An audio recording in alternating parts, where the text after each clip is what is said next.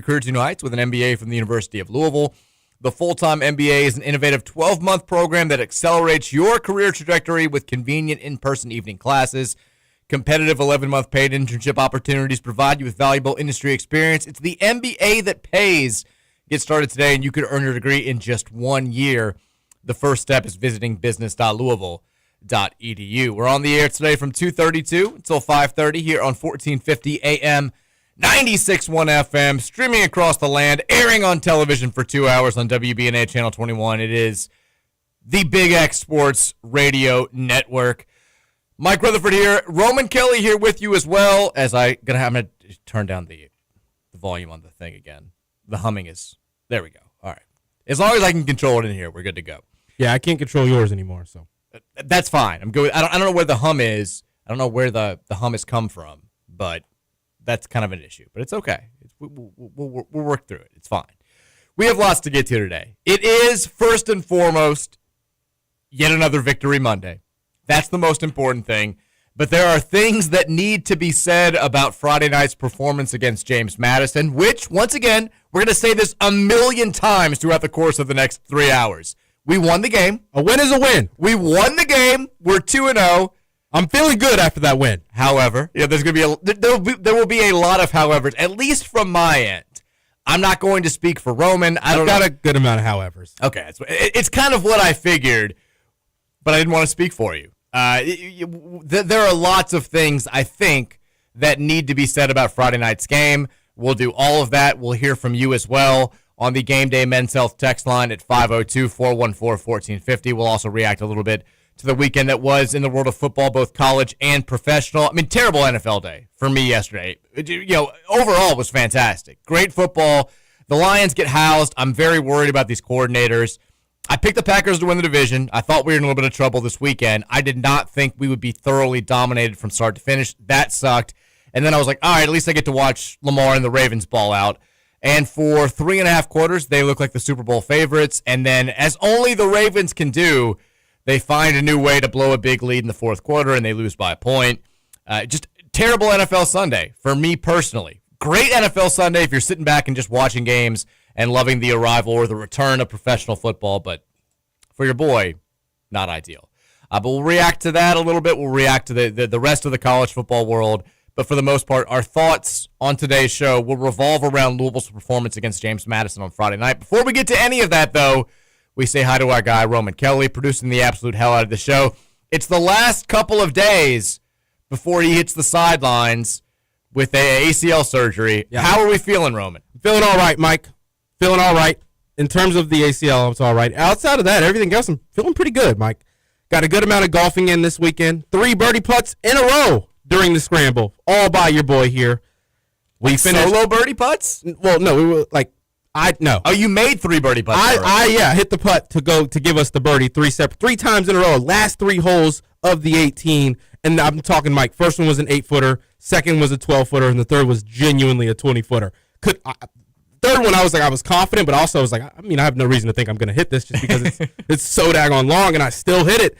That was a really cool feeling just to finish in 4th place at 9 under, because the guys in first place, they were 19 under. That's outrageous. 19 under at Seneca over 18 holes. I feel like they were probably lying. We were telling the complete truth. So I got better at golf this weekend. Golfed with the girlfriend yesterday as she got her grandma's clubs, and she's learning as well. Probably shouldn't be learning from me, but she's getting good already. Where did you guys play yesterday? We played Crescent Hill. That's what I thought from your Instagram story. She shot a 64 on her first ever 9. That a girl, Holly. And I shot a 58 with her. Nice. And then we got push carts because they were like, it's free to go back around with a push cart. It was like 7:15, and I knew we weren't going to get back around. So I was just like, let's just go see how many holes that we can get through, because we were finally feeling good about our swings and whatnot. And got my first birdie from the yellow tees. That's all right. I'm going to start calling you Short Game Kelly. I got a birdie, though, Mike, from the yellows, which with her driver. Something about the newer drivers, I think I need to just go probably invest when I get back right. Using that 1991 metal clinker isn't doing it for me. But had a good time golfing this weekend. Louisville and James Madison was the only football game that I watched from start to finish. Did watch it twice, but Didn't have I was okay with not watching any football weekend. I wanted to stay on my feet and be active and move around. Soak up the last days of that ACL. Exactly. Yeah. The weather was beautiful. Last days I've been able to move my knee normally for about 4 to 5 months here. So I had a good, fun weekend. But outside of Louisville and JMU, not very insightful football talk on the couple of games. Outside of the couple of games I watched highlights on. I did watch the whole second half of Ravens-Bills, too. That was a great football game there. But great weekend. Excited to talk Louisville sports with you this week. And it's kind of I'm not excited about the bye week this week, but it is helpful for me specifically. So for sure. I think it's going to be helpful for the team as well, which we'll get to. Yeah. We had a solid weekend, busy weekend. It very much, I mentioned this on Friday. It was my daughter's birthday.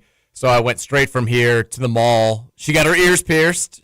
That was one of the big. At Claire's? Not at Claire's. It's at Rowan is the place. Okay. They've got, Mary, researched this all up. She was very, my sister got her ears pierced at Claire's. I think Mary got her ears pierced at Claire's. Got mine pierced at Claire's. Did you? But, Mary's when you're a parent, you have a little different perspective. She's kind of I don't know if I want, a 15-year-old girl who just learned how to do this, doing it for the first time.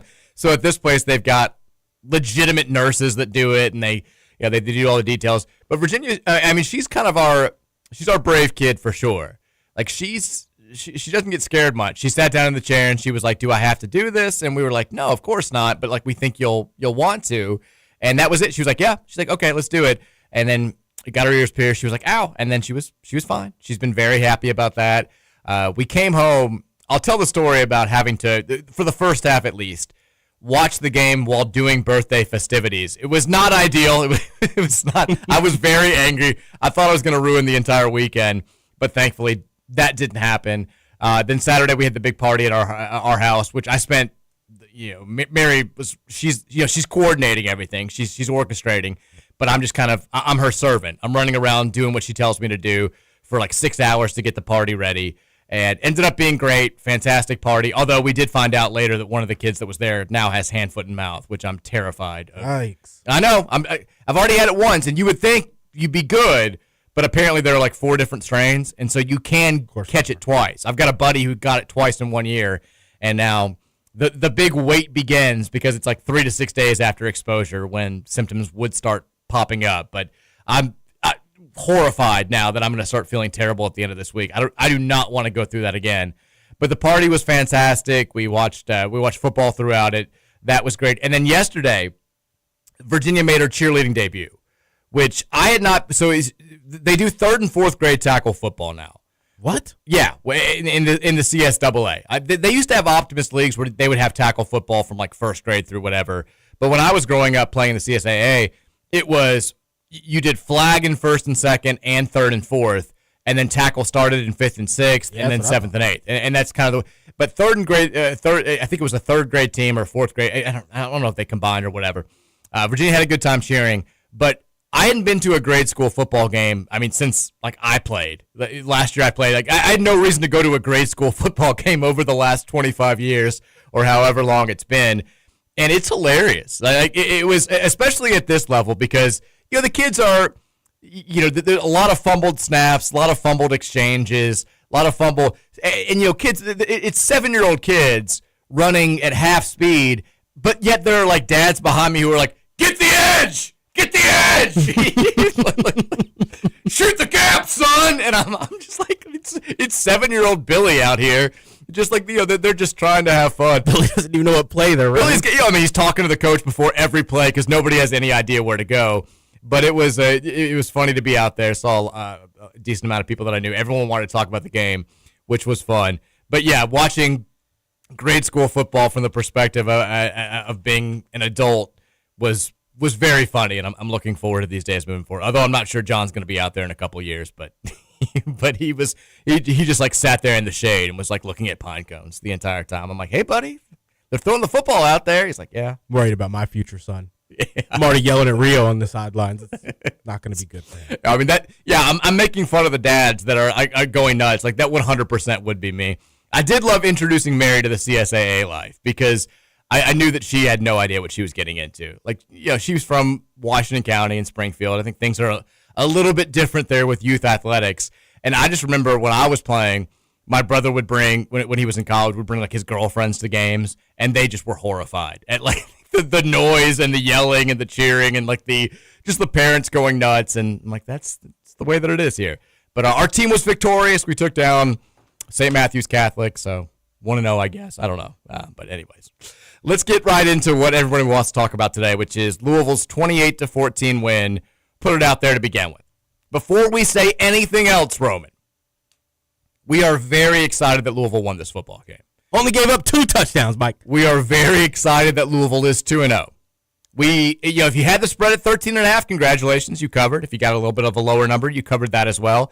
If you got it late, early, like the middle of the week when it was 15 or 15.5, deepest apologies. That was a tough pill to swallow. But Louisville won this game. However, there are some things to be said about the overall performance. And as much as I want to do the whole teams have clunky performances, look at some of the other scores around the nation on over the weekend. Clemson's losing to Troy. I'm not going to compare us to Clemson because I told you they were going to stink, and they stink. And Austin Peay only loses to Georgia 28-6 and all this stuff. I think there were things that we saw with our own eyes that indicated some pretty serious problems that need to get fixed if we're going to be a 9-win, 10-win type team, if we're going to flirt with winning the ACC or any of the things that we talked about throughout the offseason. If you're fine with us being like a 7-5, 6-6 type team, which I don't think many people listening, if any people listening to the show are, then yeah, we can probably be that type of team without improving a ton. But if we are going to get to that upper echelon, if we're going to have anything resembling a special or great type season, there are lots of things that need to be addressed during this bye week. And you kind of hinted at it, Roman, throughout the offseason and even going into last week. I think all of us were like, man, this early bye week sucks. We're playing 2 FCS teams, and then a bye week in week 3, and then you come back with Bowling Green. What a terrible start to the season. Who designed the schedule? And I think after Friday night, everybody is sort of like, man, bye week couldn't be coming at a better time. This is a perfect opportunity to clean up some of the stuff that happened on Friday night, some of the stuff that happened 2 weeks ago as well against EKU. Before I dive into my primary takes, because this isn't going to be an all-negative show. It's certainly not going to be an all-positive show. I think it's going to be about 50-50. I want to give you the floor. I know you just talked about it on Running with Roman, but maybe for people who are just tuning in at 2:30, give me your overall assessment of what we saw from this team Friday night. Just how concerned are you, or just how much are you kind of like, we'll be fine? It's hard to just put it into a couple of things, Mike. I feel like there was a lot of bad minor things.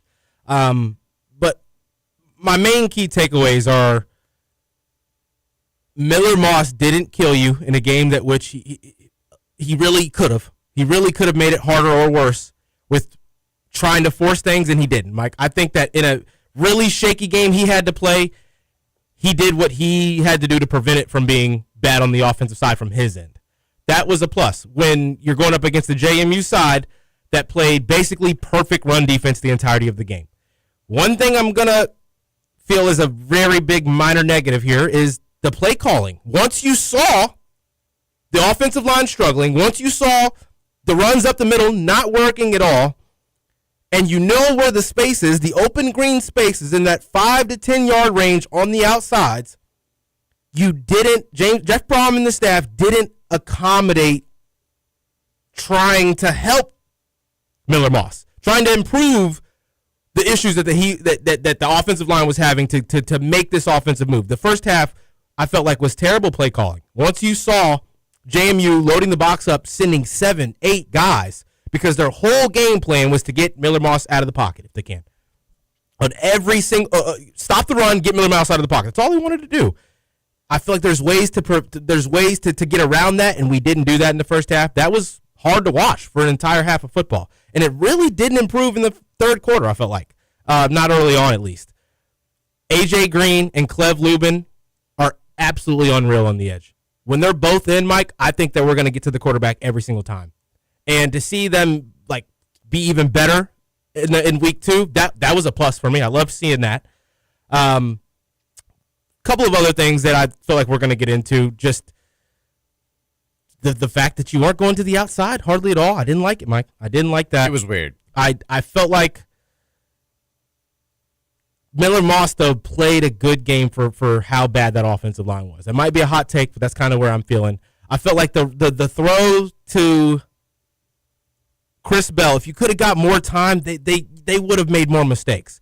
That secondary was ready to make mistakes, but we just didn't have the offensive line helped to give Miller Moss time to go exploit him, which was really tough to watch. I think Rasheed Miller had a really, really tough first half.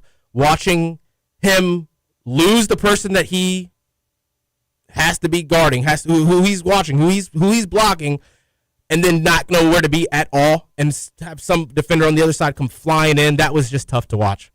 Hopefully Rasheed Miller can get that worked out. I don't want to be too hard on him because that defensive line for JMU was doing a lot of interesting stuff, moving guys right after the snap to go into a different angle, and he wasn't ready for it. He wasn't prepared for it. I feel like this is overall, though, a really important game for us in the grand scheme of things. To have to go and play a team like this and have it be on our back heels for that long, not scoreboard-wise, but just the momentum-wise, and then just to still find a way to get through there at the end, that was nice to see, but there was a lot of things that are going to have to get fixed, Mike. Yeah, I found myself, and it won't feel like it, I think, on today's show because we will be doing a lot of talk about what needs to get better. I found myself on Friday night feeling like this was a huge, not like it was the win over Clemson last year, but the sense of relief was so extreme that I was like giddy all Friday night. And I think it was because when we get down 14-6 in the second half and our offense has done nothing and all of a sudden they come out, they march down 75 yards to kick off the second half, I'm envisioning the world of this radio show for the next 2 weeks because not only I was ready to not come in Monday. You lose all the enthusiasm. You got a bye week. We have 2 straight weeks where we've got no game to really talk about because Bowling Green's not going to get anybody excited. People will be more excited about it now because we're 2-0. But if you're 1-1 with a kind of embarrassing loss to James Madison, where you look like you can't control the line of scrimmage against a Group of 5 team, like the vibes would have been just terrible around here for 10 consecutive shows. And they would have been really difficult to do. You've got no basketball to pivot to. There's nothing going on. The team hasn't started practicing. Like I'm just thinking about it in that moment. I'm like, oh my God, what are we going to do? This is terrible. We ended up doing a full show on Lethal Shooter and Michael Brown working out and what that means for us. I would just be peppering Dan Meskey with more text messages and calls about like, hey, can you just come on and co-host the show? Can you give us 2.5 hours on Tuesday previewing the Texas-Louisville volleyball match because we would have had nowhere else to go. It would have been terrible. I mean, I was in a very, very low place. Even when it was, we take the lead and we miss the extra point and it's 20-14 and everybody in the world is texting me. I think everybody in the world is thinking the same thing, like, oh my God, this is going to be a 21-20 loss. And thankfully the defense steps up and gets it done when we need them to. But there were lots of moments early on where I think it goes from, man, I'm disappointed in the way that we played, to, okay, this is getting a little bit scary, to, oh my God, this may actually happen. And I think all of us sort of realized, even the ones who were doing the whole, hey, guys, James Madison's pretty good, like we need to be a little bit more worried about this than some of you are letting on. I think even those of us who had that mentality, it really resonated. All of a sudden it hit how little we had actually thought about seriously losing this game. Like I was worried about the game being close, but I said like my confidence level in us actually winning is like 8.7, 8.8. I'm up there, and then all of a sudden it's like we may not win this game, and at that point it's like if you can't beat James Madison on your home field on a Friday night with a crowd that was very into the game, how do you expect to beat some of these even middle-of-the-pack teams in the ACC? This could get ugly really fast. And thankfully, they did what needed to be done. We talked all last week about everybody focusing on the opportunity for James Madison, but how it was a pretty big opportunity for Louisville as well. First, I guess second Friday night of the college football season, but first one where it's in season and there aren't all these beginning of the week, beginning of the year type games and all this stuff. And we were the biggest show in town Friday night at the college level. And so you had some eyes on that game that probably would not have been on the game if you were playing it on Saturday afternoon or even if you were playing it on a Friday night later in the season. Yeah. And it wound up being a situation where you kind of hope that people weren't watching, because if you just look at the score, it's like, yeah, we doubled them up. 28-14. No big deal. They're a cute little team. We doubled them up when all was said and done. Oh, Isaac Brown's Heisman chances? Yeah, he 12 carries, 104 yards, touchdown. Averaged 8.7 yards per carry. None of that telling the story of the fact that he was bottled up outside of basically one run, and the fact that that game was very, very close basically through the entire. And he had two good runs outside of that one run. Like he had the one, the 8-yard run, the pitch to the outside, which, like you, I don't know why we just stopped doing that. It seemed like that's where the open space was. They didn't have the speed to beat us on the outside. They didn't, and I think that we just kept trying to assert our will. And I understand the frustration from the Brahms, saying we need to be able to bully these guys around. They're James Madison, we're Louisville. If we can't push them around, who are we going to push around? But at a certain point, you've got to be like, all right, that's a problem for a later day. We're not pushing these guys around. They're controlling the line of scrimmage on both sides of the ball, really. You got to do something different. And, the game essentially came down to 3 plays, for us at least. They missed on a handful of big plays. They called the perfect play to start the game, the double pass. We looked completely unprepared for it, which shocked me. But they misfire there. It was a beautiful play. Their tight end, fake block just long enough. He got lost in the blocking, which is what you're supposed to do. Barnett had a wide open guy that one play and overthrew him. They don't pick off that touchdown that could have been, or the interception that could have been a pick six. We capitalized on our plays. The 3 plays that won us the game were the sack by Clef Lubin and the recovery by was it AJ Green? Yeah, in the end zone. In the end zone for the touchdown. Which looked like I think he ripped it away from the dude because he missed it when he fell on it, and then it looked like the James Madison player took it away. And then I think in that pile, he just ripped it away from him. Hey, we'll take it. Because the front angle from it, I'm like, well, he had it. He didn't. Yeah, he went over it. He lost it. He missed it when he fell on it, and then it looked like their kid had his arms around it, and then he turned around. And I assume at some point in the 10 seconds that followed, he just bullied him for it. But that's the way that those things go.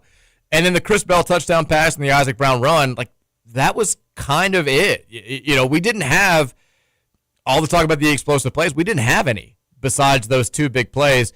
Those totaled what? 78, and I don't remember how much. Isaac's run was 78. Chris Bell's 64 yards was 64, and we only had 262 yards of total offense, which is very concerning moving forward. That's but also, but we won 28-14 with a terrible offensive game. I think that's what you have to hang your hat on. But we capitalized on the big plays. They didn't, and ultimately that's the difference in the game. And I did love the fact that we got a little bit lucky at the end there, because if they score that meaningless touchdown with a couple seconds left from the 1-yard line, 28-21 looks a lot different than 28-14. It's easy for us now to be like, yeah, covered the 13.5-point spread when the final score probably doesn't deserve to be that pretty. Statistically, they kind of dominated us. They had 19 first downs to our 12. They rushed for more yards. Penalties killed them. But do we have to get out of here, by the way? Is it 56? 56, yeah. 56. But ultimately, we win the turnover battle, which is we're now 13-0 under Jeff Brom, winning the turnover battle, and we hit on our big plays and they didn't hit on theirs.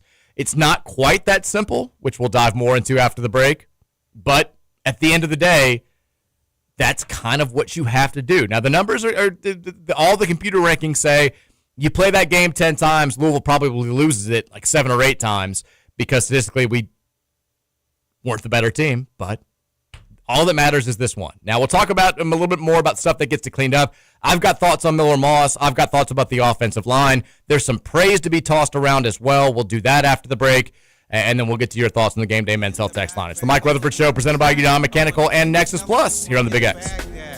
Gun blast, think fast. Evil is like a fire. It'll consume everything if you let it.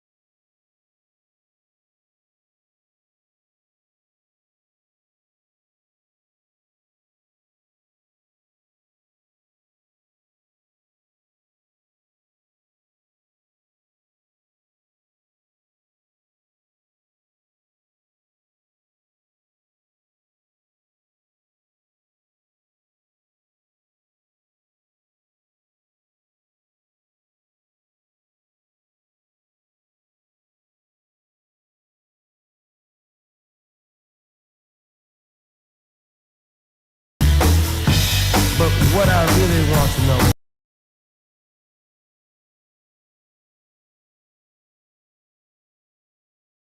In Monday edition of the Mike Rutherford Show, presented by United Mechanical and Nexus Plus, Louisville's newest construction management company. Happy to be here with you on a Victory Monday edition of the show. We have to keep reinforcing that. Cardinals 2-0 after a 28-14 win over James Madison. Before we get into more of the particulars from Friday night's game, there was maybe the biggest negative to come out of Friday night was the injury to Stanquan Clark, who Jeff Brom said after the game that they expect him to miss multiple weeks. Anybody who was at the stadium told you the same thing. He was crying on the cart being taken away. I don't know if this is out there right now. If it is, and I'm just repeating other people, then so be it. If I'm the first person to say this, then so be it as well. Stanquan broke his ankle. I can tell you that definitively. He's had surgery on it already. I believe it's, the recovery process will start. I don't know if there's when you see the replay, you can kind of tell that's exactly what happened. He got rolled over on, and just based on his reaction, you could tell that it was something significant. Now, people will say, sometimes an injury like this is better than like a ACL, MCL tear, hamstring injury, stuff like that. But it's still, I don't want to play doctor here. We know he's going to be out for an extended period of time. I assume he's probably going to be out for the year. I don't want to say that definitively because maybe, depending on how significant the break was, he could come back for the end of the season. The good news is Stanquan's a guy who has not redshirted yet, played his true freshman season, so he won't lose a year of eligibility if he's able to come back.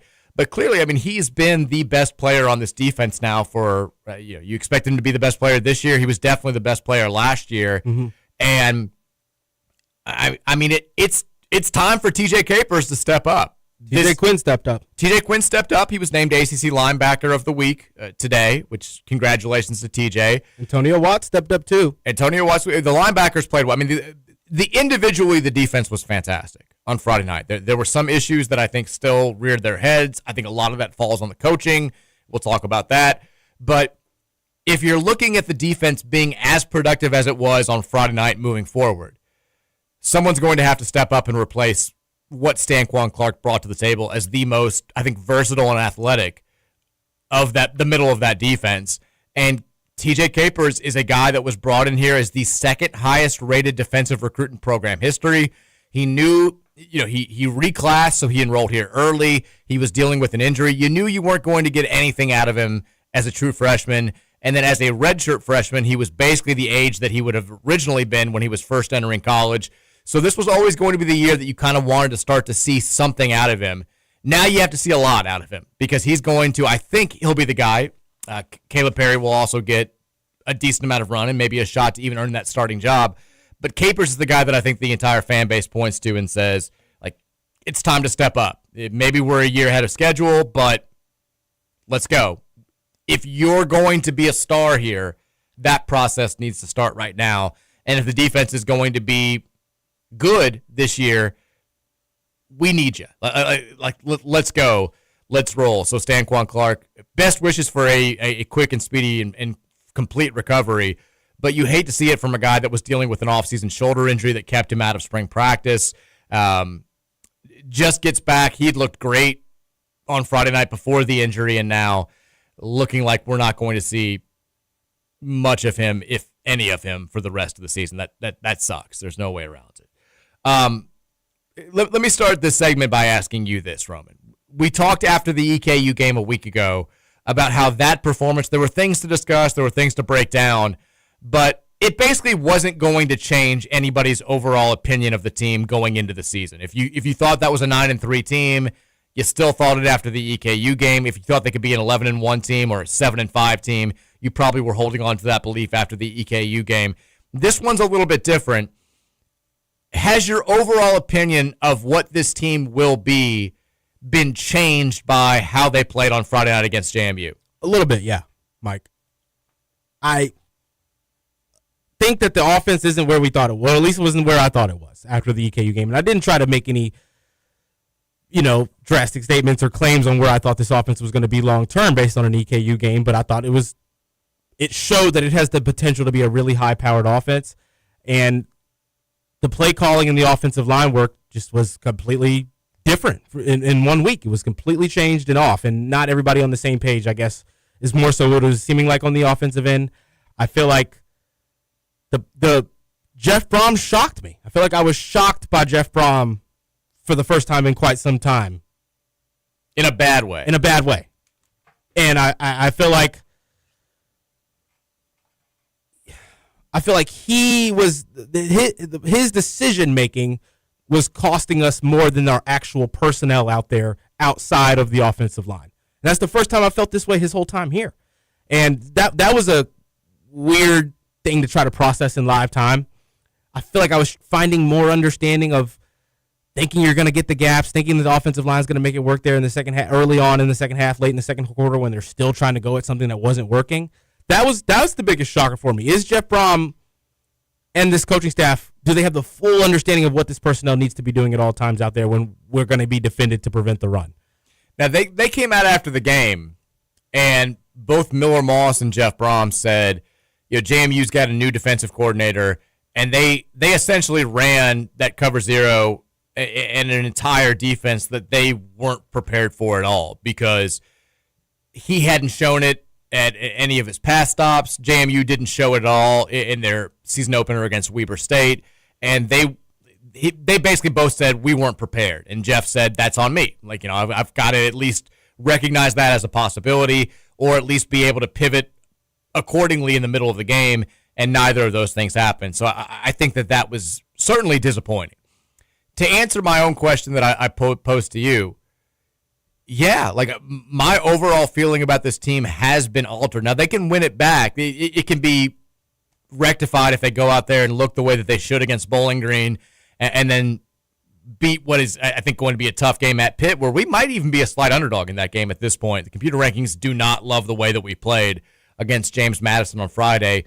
That the BPI or the FPI, whatever it is, that use, I think it's maybe the S&P ratings that map out how badly do we really get beat. We were the third least impressive team that won a game in week 2 in all of college football.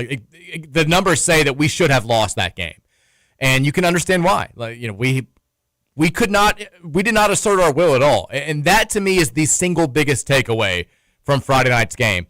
I kept saying last week, the comforting thing about this game to me is if it is in doubt midway through the second half, we're going to be able to simplify things. Just give the ball to Isaac, just give the ball to Duke, and just salt this thing away. 4 or 5 yards every give. They can't stop us even if they know what's coming. And that was completely wrong. We couldn't, it didn't matter what the situation was. Bring an extra tight end in, it didn't do anything. We never asserted our will at all. The offensive line, we still don't have Trevante Sylvester. We've got some guys that I think are playing a little bit out of position. You mentioned Rasheed Miller, who had a rough year last year, has not been off to a great start this year. But we need Sylvester back. We need Sylvester back. I think we kind of need Nate Kariski back as well at tight end. I think that the blocking from that spot will improve a little bit when he gets back in the fold, which hopefully will be relatively soon.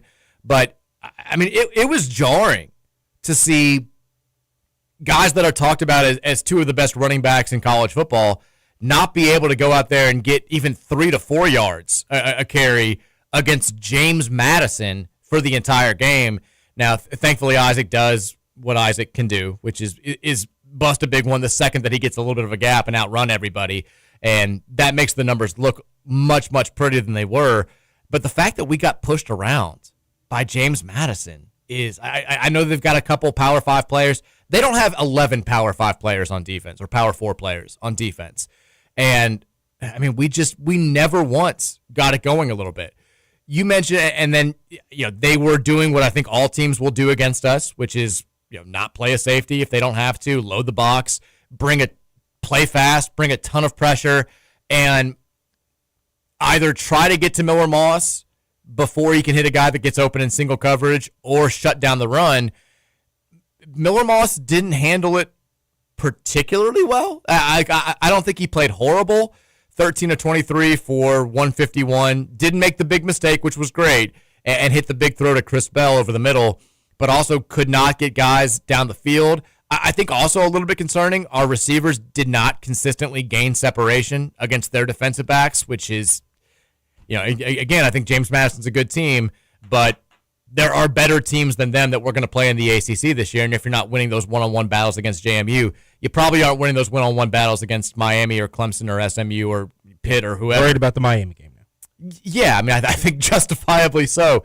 Let me ask you about Miller Moss specifically, because I think that there was some good. I think that there was definitely some cause for concern. He was taking a lot of heat from the fan base on Twitter, which is always going to happen when you're the quarterback of a team that's not scoring a ton of points. Where are you with Miller Moss after this game? I'm in a weird spot with him, Mike, because there's a lot of plays out there where it's tough for me to not do this, but I'm judging everything on what would Tyler have done right here. And there was about 3 or 4 plays where I'm like, Tyler would have made that throw and he would have got that throw. And there was a couple plays where I'm like, Tyler would have got sacked.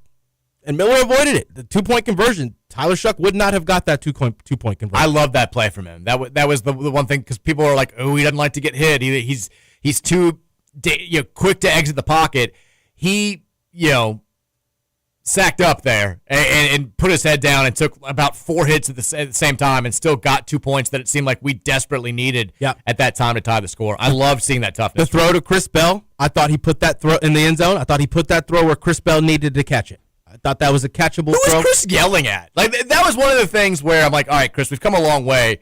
But he's screaming at the sideline. He looks like he's screaming at Miller Moss. I'm like, dude, catch the ball. Hit both hands. I know that I know you got thumped a little bit, but also that was the only place where that ball could go where you knew that it couldn't be picked off. And there's a still frame of, like, you're in the air. Nobody's touched you yet. The ball is right between your hands. Both hands. If you're the number 2 NFL prospect in college football at your position, got to come down. You got to come down with that pass. And you certainly don't need to get up yelling at everybody else for not doing what they were supposed to do in your eyes. Like, that was a bad look, I thought, for him. But he made up for it. Yeah, he did. I thought he was going to get tackled there at the end of that run. I was like, oh, if he doesn't score on this, we need him to score on this throw. I had the exact same thought. I was like, I don't know if we're going to get in if he goes down at the 7. Glad we got in there. I thought, though, just Miller, he got forced into tough spots, and he didn't try to force a throw in those spots that would have costed us. Once or twice, maybe, that, wasn't the best throw at all. But I thought overall, he did what he could, Mike. I rewatched it this morning. I felt like there was a lot of throws where I'm like, he doesn't have anything to do right here. The line got to him before he even had the ability to go through all of his progressions. I get he needs to play a little bit faster when you know that the pressure is coming. You've got to know, Miller. But the routes aren't opening up. It's you need to have open routes in 2 seconds, and he doesn't have those, and he has to run. That's not on him. And it's tough for me to feel like he played a bad game, right? I really don't feel like he did. I feel like he got put in tough spots, and he didn't get the ability to play a good game is more so where I'm feeling.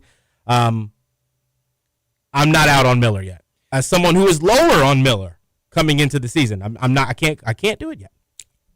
I need to remind myself of something that I tried to remind the fan base of in the middle of last year, especially towards the end of last year, I guess, more late October, early November, when I was like, hey, whoever we get next year, I feel like it's going to be a wake-up call for everybody when it comes to just how good Tyler Shuck is. Because there were throws that he made last year where, we got accustomed to it over the course of a 12-game regular season. And pocket collapsing, and he puts it in the receiver's number. And just has a cannon. Could throw off his back. Like, didn't need everything to be perfect to make really good throws downfield. And that's atypical of a college quarterback, which is the main reason why he was a top 40 NFL draft pick. And Miller Moss, there are certain things that Tyler Shuck could do that Miller Moss, I think, simply cannot. I think he's a very skilled quarterback, but he's not, as of right now, at least, a guy that looks like he's going to ever be an NFL starting quarterback. And I expected him going into the season to be a slight upgrade from Jack Plummer and a slight downgrade from Tyler Shuck. I still feel like that's probably going to be the case, although now I think it's more like he's kind of trending more towards Plummer than Shuck. While I agree with you about his ability to avoid the big mistake in this game, which is something that was kind of hammered into his head throughout the offseason, I also think there were a couple of times where he was overly antsy in the pocket. Like, he got pressured a lot early, and I think that got in his head just a little bit, because there were moments where All he needed to do was to step up in the pocket, stand strong, and deliver a throw down the field. Yeah, he ran backwards. And he would go backwards, or his big that. move is to roll out to the right the second that he feels a little bit of heat. And when you get him out of the pocket, this was the knock on him at LSU. This was the scouting report. When you get him out of the pocket, USC, thank you. He is far less dangerous than when he's sitting back there in a clean pocket. And here's the deal for if you're Miller Moss now. This isn't changing.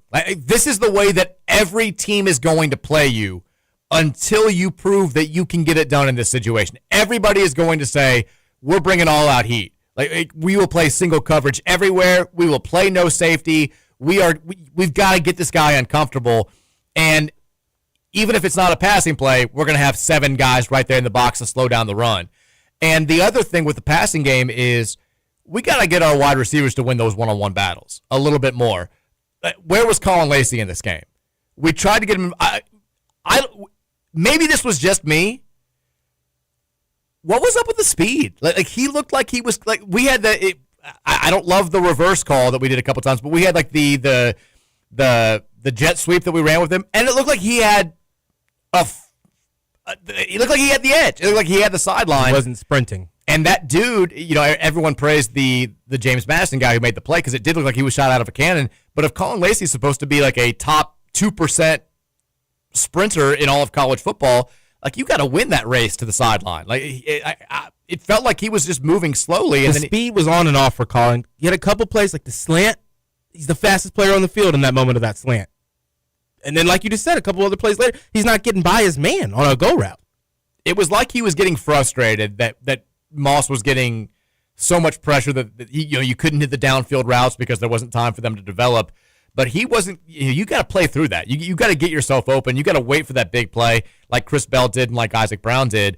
But if our guys aren't winning one-on-one battles against JMU, and there were a lot of times where even when Moss had some time to throw and he took the shots, there were passes that were just well defended, where guys were just all over Bell and all over Lacey and all over Trayshawn Hurry. Trayshawn struggled to get open too. He really did, and I think Meek struggled to get open. I would love to see a little bit. No-show. I would like to see a little bit more of Dakari Collins after that 2-point conversion catch, which may have been the best play of the entire game. The one-handed catch in the back of the end zone, crazy catch. Maybe Miller's one of his best throws of the game, no question about it. I think outside the throw to Bell was really good. He fit it into a tight window. It was a throw that maybe some other quarterbacks don't have the stones to attempt. It was a great read, too. Great read. He saw the safety get lost and dotted him up immediately. And then I don't know how you track this thing, but Real Analytics on social media said Chris Bell had the fastest running speed of any player in college football in week 2. He hit 22 miles an hour. That's faster on that catch hit last year where he hit 21.6. Yeah. He's fast. I talk about, if you're an NFL wide receiver, you come down with that catch in the end zone, which I genuinely believe. But then you see plays like this, and you're like, all right, you can see the flashes. You can see why he's on the draft boards and why people talk about him the way that they do. But it's got to be a consistent thing. Was I crazy, or was that not a Miller Moss fumble, and they didn't even review it? It looked like it was coming out to me, but I was surprised that they didn't review it. Maybe they saw that it was kind of close, and they didn't want the review crew to be embarrassed since they were doing the command center. How do people feel about that? Because I'm excited to see. They said it's going to be every Friday night. Every Friday night for ACC games. Did you? So the first one was relatively straightforward. I'm surprised that the head ref on the field looks like he's not even reading the screen, and he's just being told over a walkie-talkie or something what to go call. The first one, they're basically like, yeah, ball's out, whatever, and it was a quick thing. The second one, it was nice to know that the behind-the-scenes process is just as confusing and disorganized as we've all always imagined it was. You've got the guy letting them know 17 times that they're on TV. He's like, command center's on TV right now, basically being like, don't screw this up. And then they're like, we don't have an angle. That's not a good angle. That's not a good. I'm like, you got 17 screens in front of you. Is there no way that you can have an angle that shows whether or not this was actually a fumble or not? And then they're like, yeah, I think the call on the field's gonna have to stand. The guy's like, you're on TV now. You're on TV now. And I'm like, this is chaotic. And these guys are like, they're giving us nothing here. It was just as bad as we've always imagined it was behind the scenes. But I appreciated the look. I appreciated the transparency. I hope that they keep it going. And they'd have the guy, the on-field, the color analysts would be like, explain what they just said there. And the guy's like, I don't know, man. Like, I've got no clue. Which Andre Ware, nice to know that he hasn't missed a step in the offseason. Just butchering guys' names left and right, saying things that aren't remotely accurate. He's like, that's a face mask right there. I'm like, no, it's not. Like, grazing somebody's head is not a face mask. He's like, they got away with one right there. I'm like, no, they didn't. Shut up. You're terrible. He's awful. The whole broadcast was bad, but neither here nor there. Now, before we get back into actual football talk, a lot of people were asking me at halftime. They were like mad at me because you weren't doing the loco. Yeah, had a couple people come up to me at the game saying, what's the deal with the loco? I'm surprised it was just a couple people. I was getting blown up about this. Did I let everyone know. I mean, did it cross your mind that you may be like on the hook? Oh, I was debating going to get one. I was like, when do I leave to go get one with enough time for it to work? I mean, I know when I'm getting texts about it that I'm sure Roman's getting blown up. I wanted to stand on my take that we wouldn't need one for James Madison, and we didn't, Mike. We didn't. 10 out of 10 confidence never fails outside of the UK basketball. I was going to say, it has failed. We got to stop doing this. We need to put your limit at 9.9 moving forward. 10 out of 10. I mean, I was never wavering. I knew we were going to win, Mike. Your 10 out of 10 means nothing anymore. It means nothing. It has one loss. That one too many for if you have 10 out of 10 confidence. It's got like 8 wins. Again, 10 out of 10, you should have 1,000,000 wins and 0 losses if you're 10 out of 10. That's the only way to make it at work. You've lost your privileges. But I have to be honest when you ask me. Well, okay. That's fair. That's fair. Are we at all worried about Isaac and Duke? Or is this just a offensive line concern moving forward? It's offensive line and play calling, Mike. Yeah. When they're getting pressure, one guy in the middle and 2 guys on the edge, but the edge guys aren't getting. I feel like they were attacking on the edge, but those weren't the guys that were leading to the tackles for loss or for the sacks. I feel like they were bringing in somebody in the middle every time. At a certain point, run the ball outside. You've got the speed. And when we did, it worked. Like, that was the most shocking thing to me. We ran that little like toss sweep to the edge to Isaac, and I think you're right. I think it was like an 8-yard gain. Ewan had like a 7 We never went back gain. to it. We never went back to it. It made no sense. I'm right there with you. Anything else? Not really. The defense. I mean, for all the talk about we're going to have to score a ton of points, James Madison hung 70 on North Carolina last year. I don't know if you guys heard that. The defense won us this game.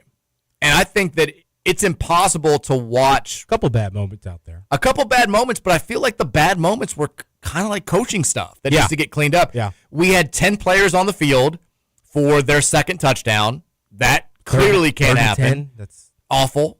Very, very bad there. And then at the end of the game, when they're driving, they have the new rule now where if the offense substitutes players in and out, they can't snap the ball until the defense sub players in and out to get ready for their, to kind of counter with their package. JMU didn't sub any players. They were just going, and we're trying to sub guys on and off like like we have the right, and we got guys running with all this confusion. And that's when Jeff Brom calls a timeout and is just ripping Ron English and going nuts about that. We had, there was a time when like Tayon Holloway was like clapping at people to try and get their attention. He was confused out there, and then the ball snapped and he falls down because he's not prepared, and they hit a big play off of that.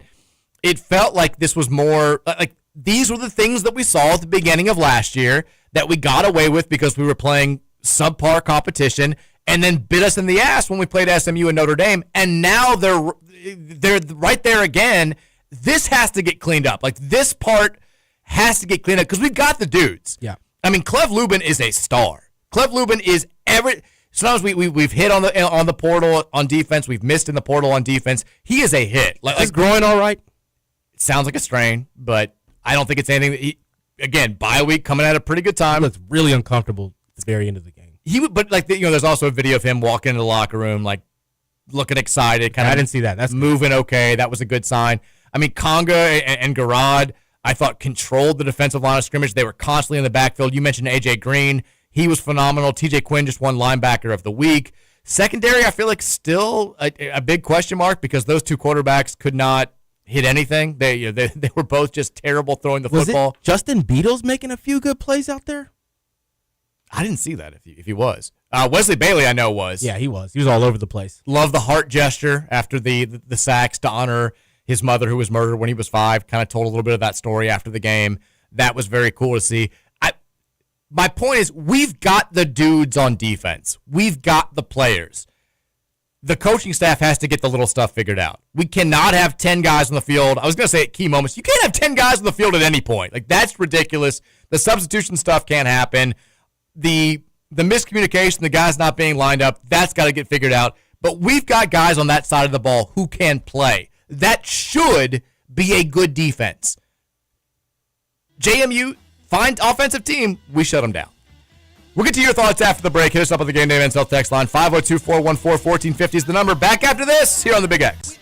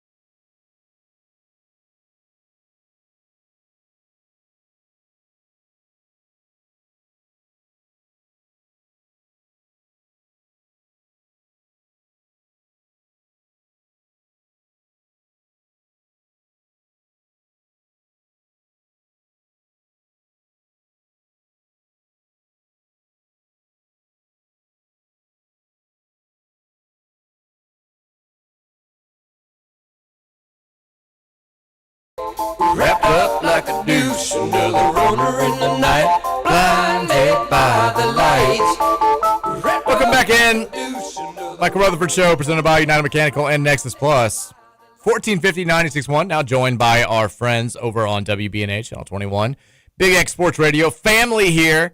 Speaking of being wrapped up like a douche, I know it says douche, but come on. Did you see the quote by the James Madison wide receiver after the game? No, what'd he say?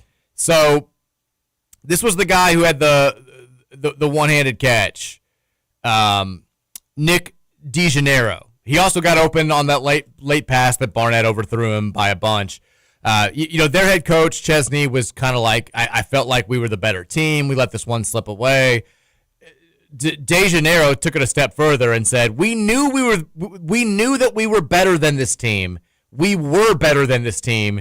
We shot ourselves in the foot. We were 100% better than this team, and that's why this one hurts.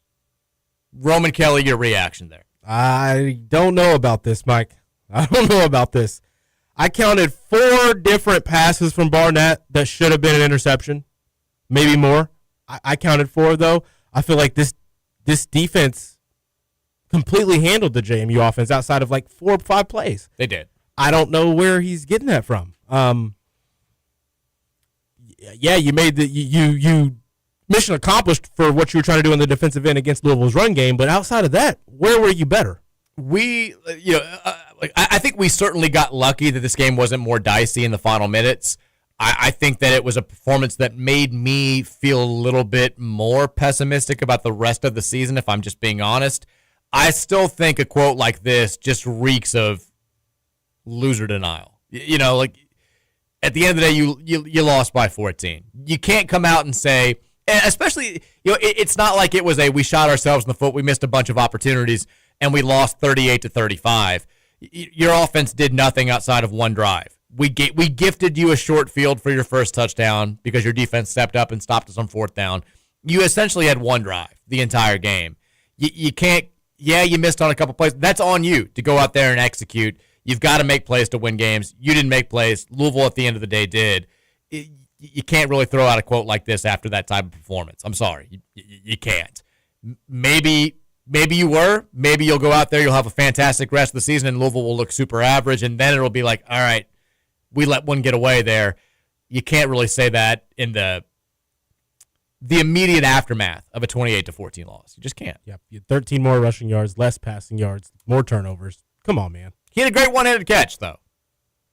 Great one-handed catch. That was about it. Also, what are we going to do about the holding on extra points? Not the penalty holding, but like the actual holding. We've dropped 2 snaps in the last 2 weeks, and that's a little bit terrifying. I feel good about Cooper Ranvier as the kicker. Was the one that we didn't get, was that even supposed to be a 2-point conversion? No, snap got dropped on the extra point. He had to run it. And he had to run. No, it wasn't like a fake or anything.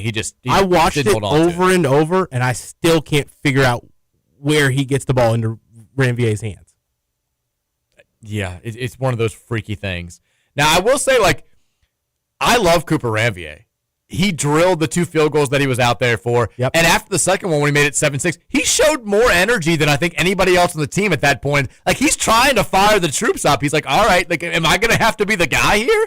And thankfully, people got going a little bit. But I feel good about that. But the holding is not great. We went with the new punter in this game. I think that worked out okay. But special teams still not fantastic. Their punter had a rough day.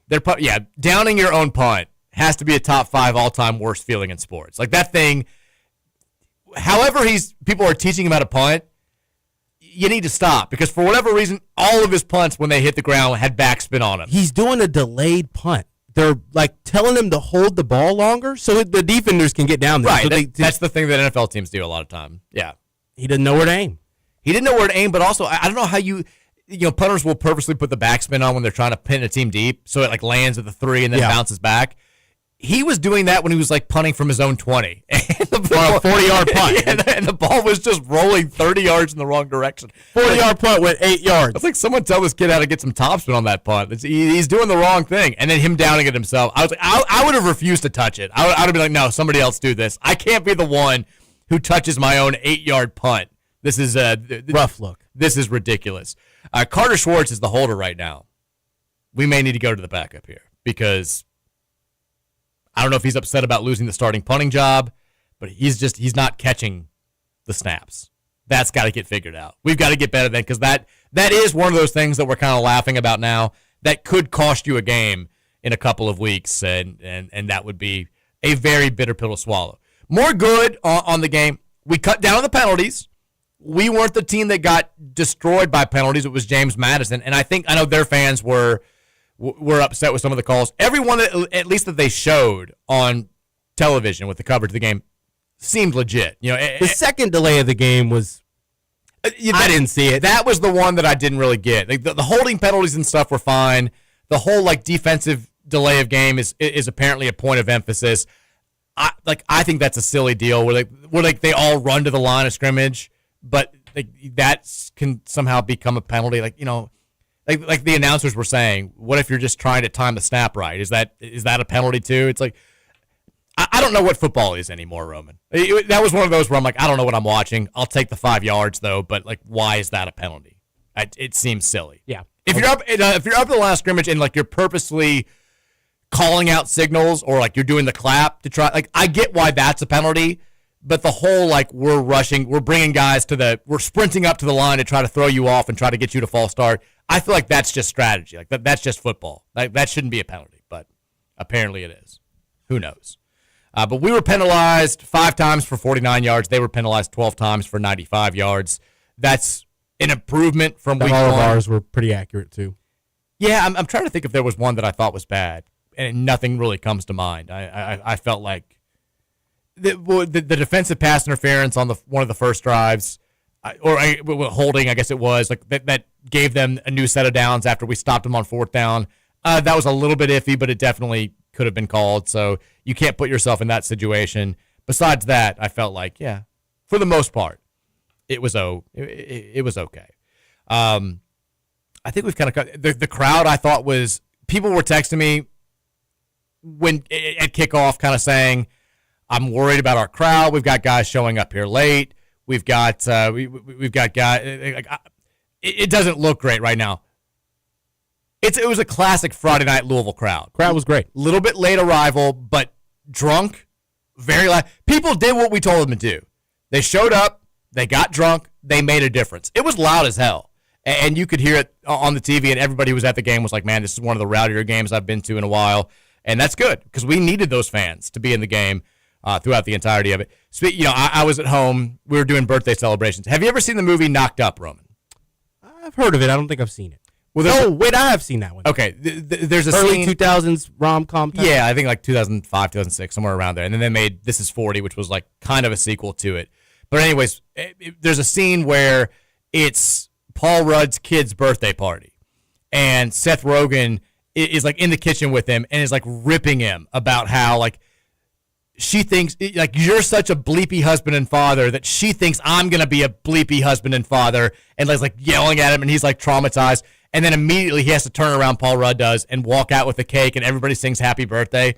That was basically me Friday night, right after we got stopped on 4th down, and it goes to break. Mary's like, all right, let's sing to Virginia. And I'm like, happy birthday. I was just completely pissed off.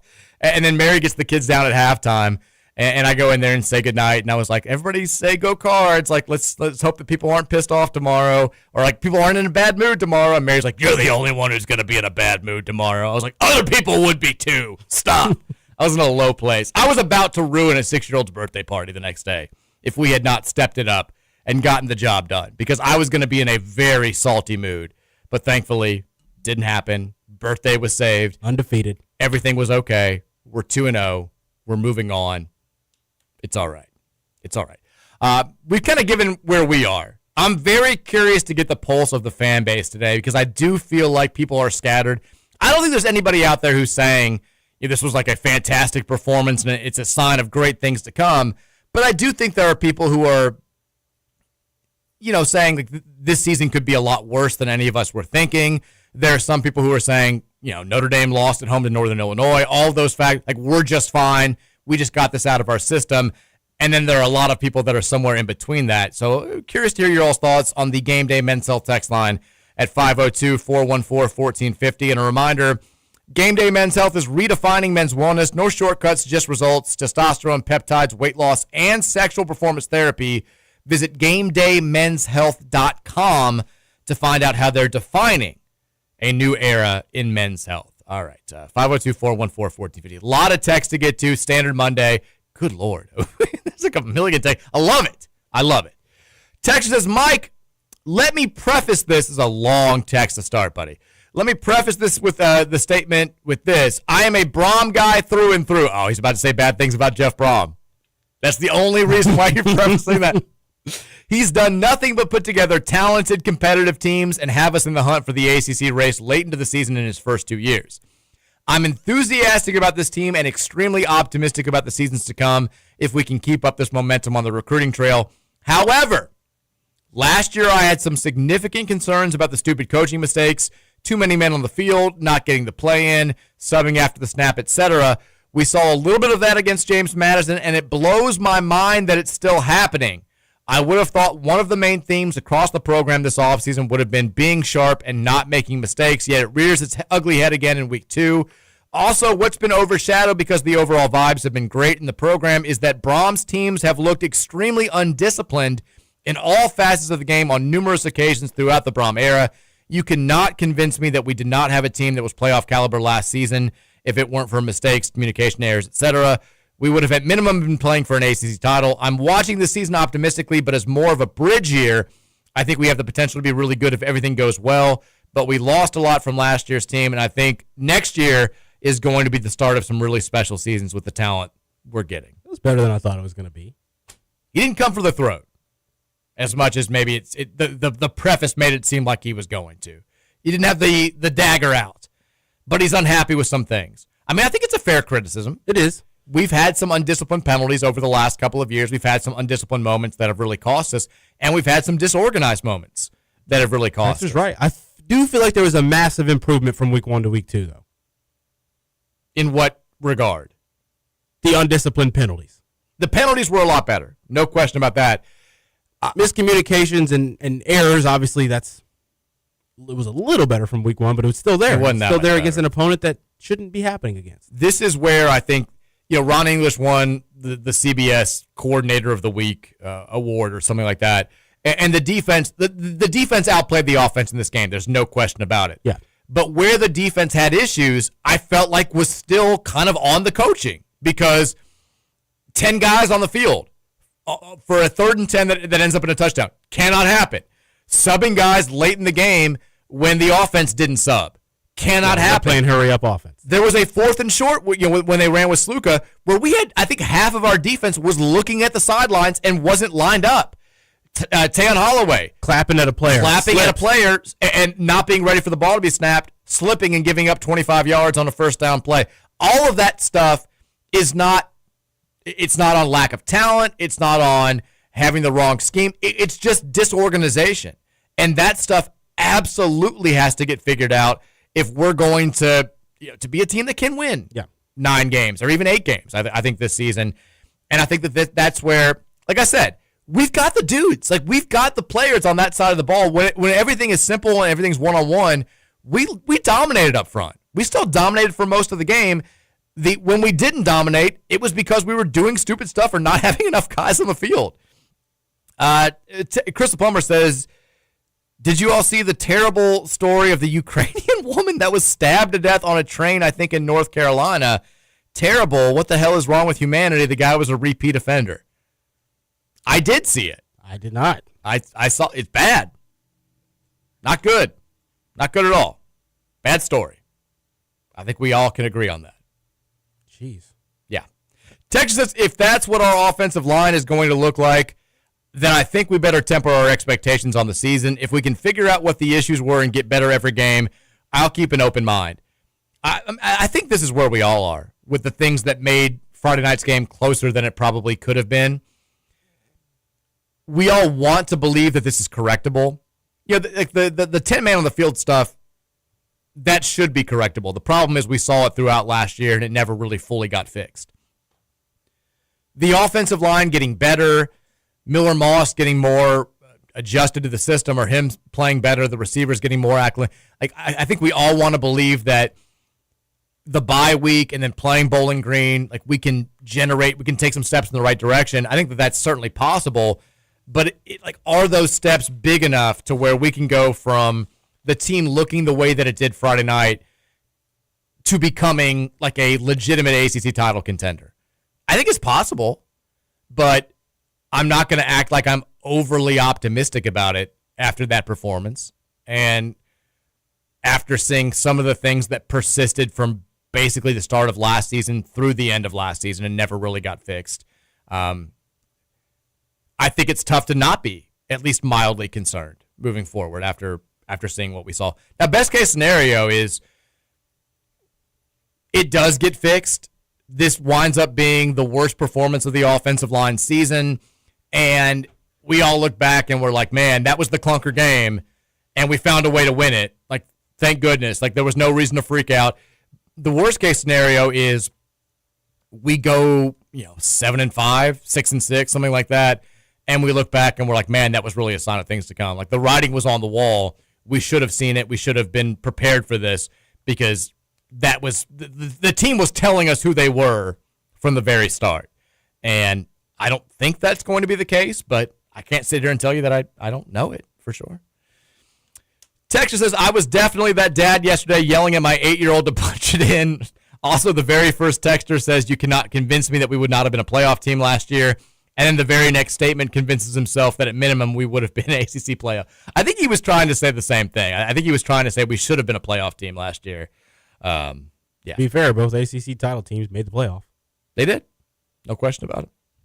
Texas, hey, Mike.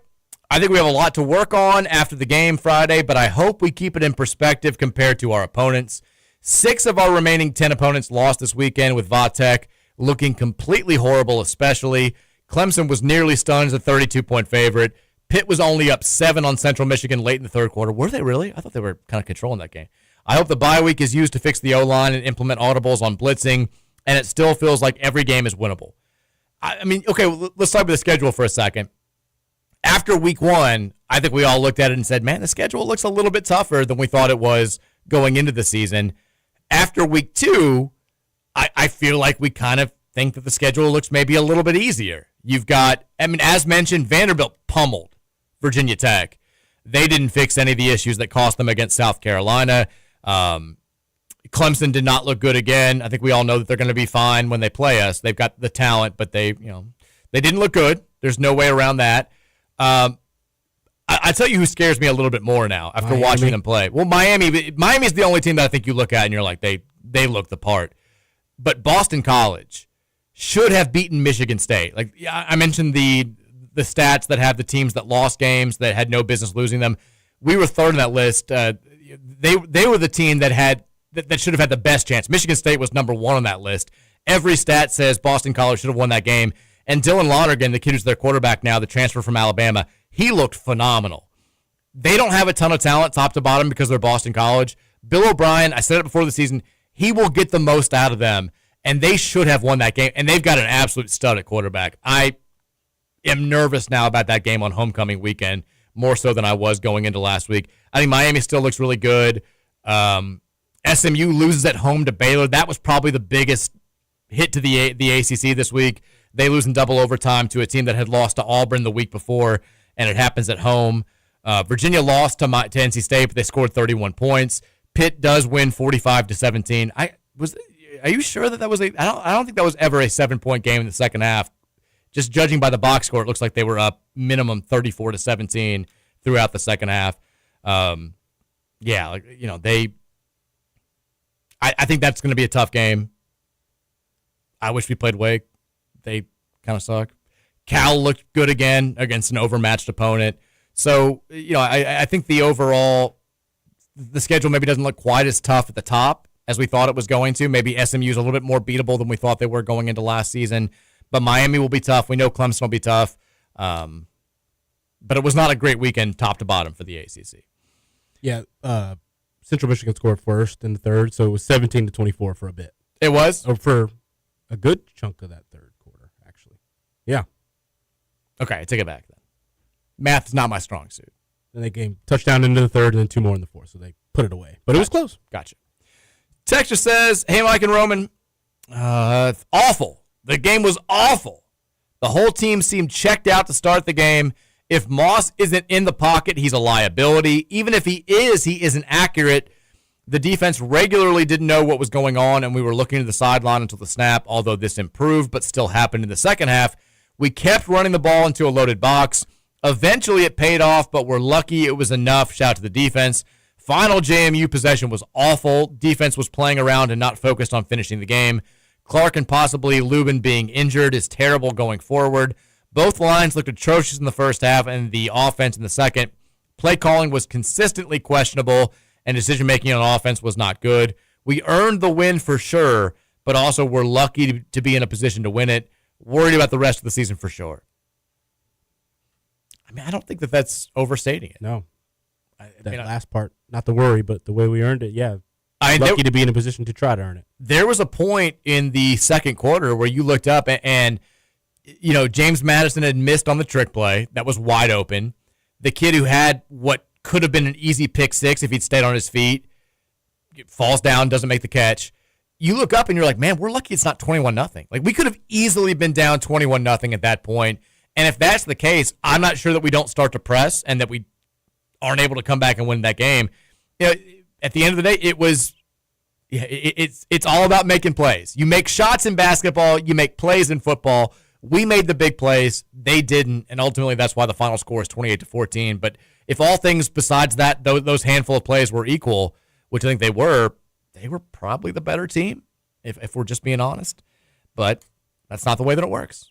It's not the way that it works. Let me ask you a question, Roman, because I assume we have a million texts to get to. I'm assuming that someone will bring this up on the text line, probably multiple people.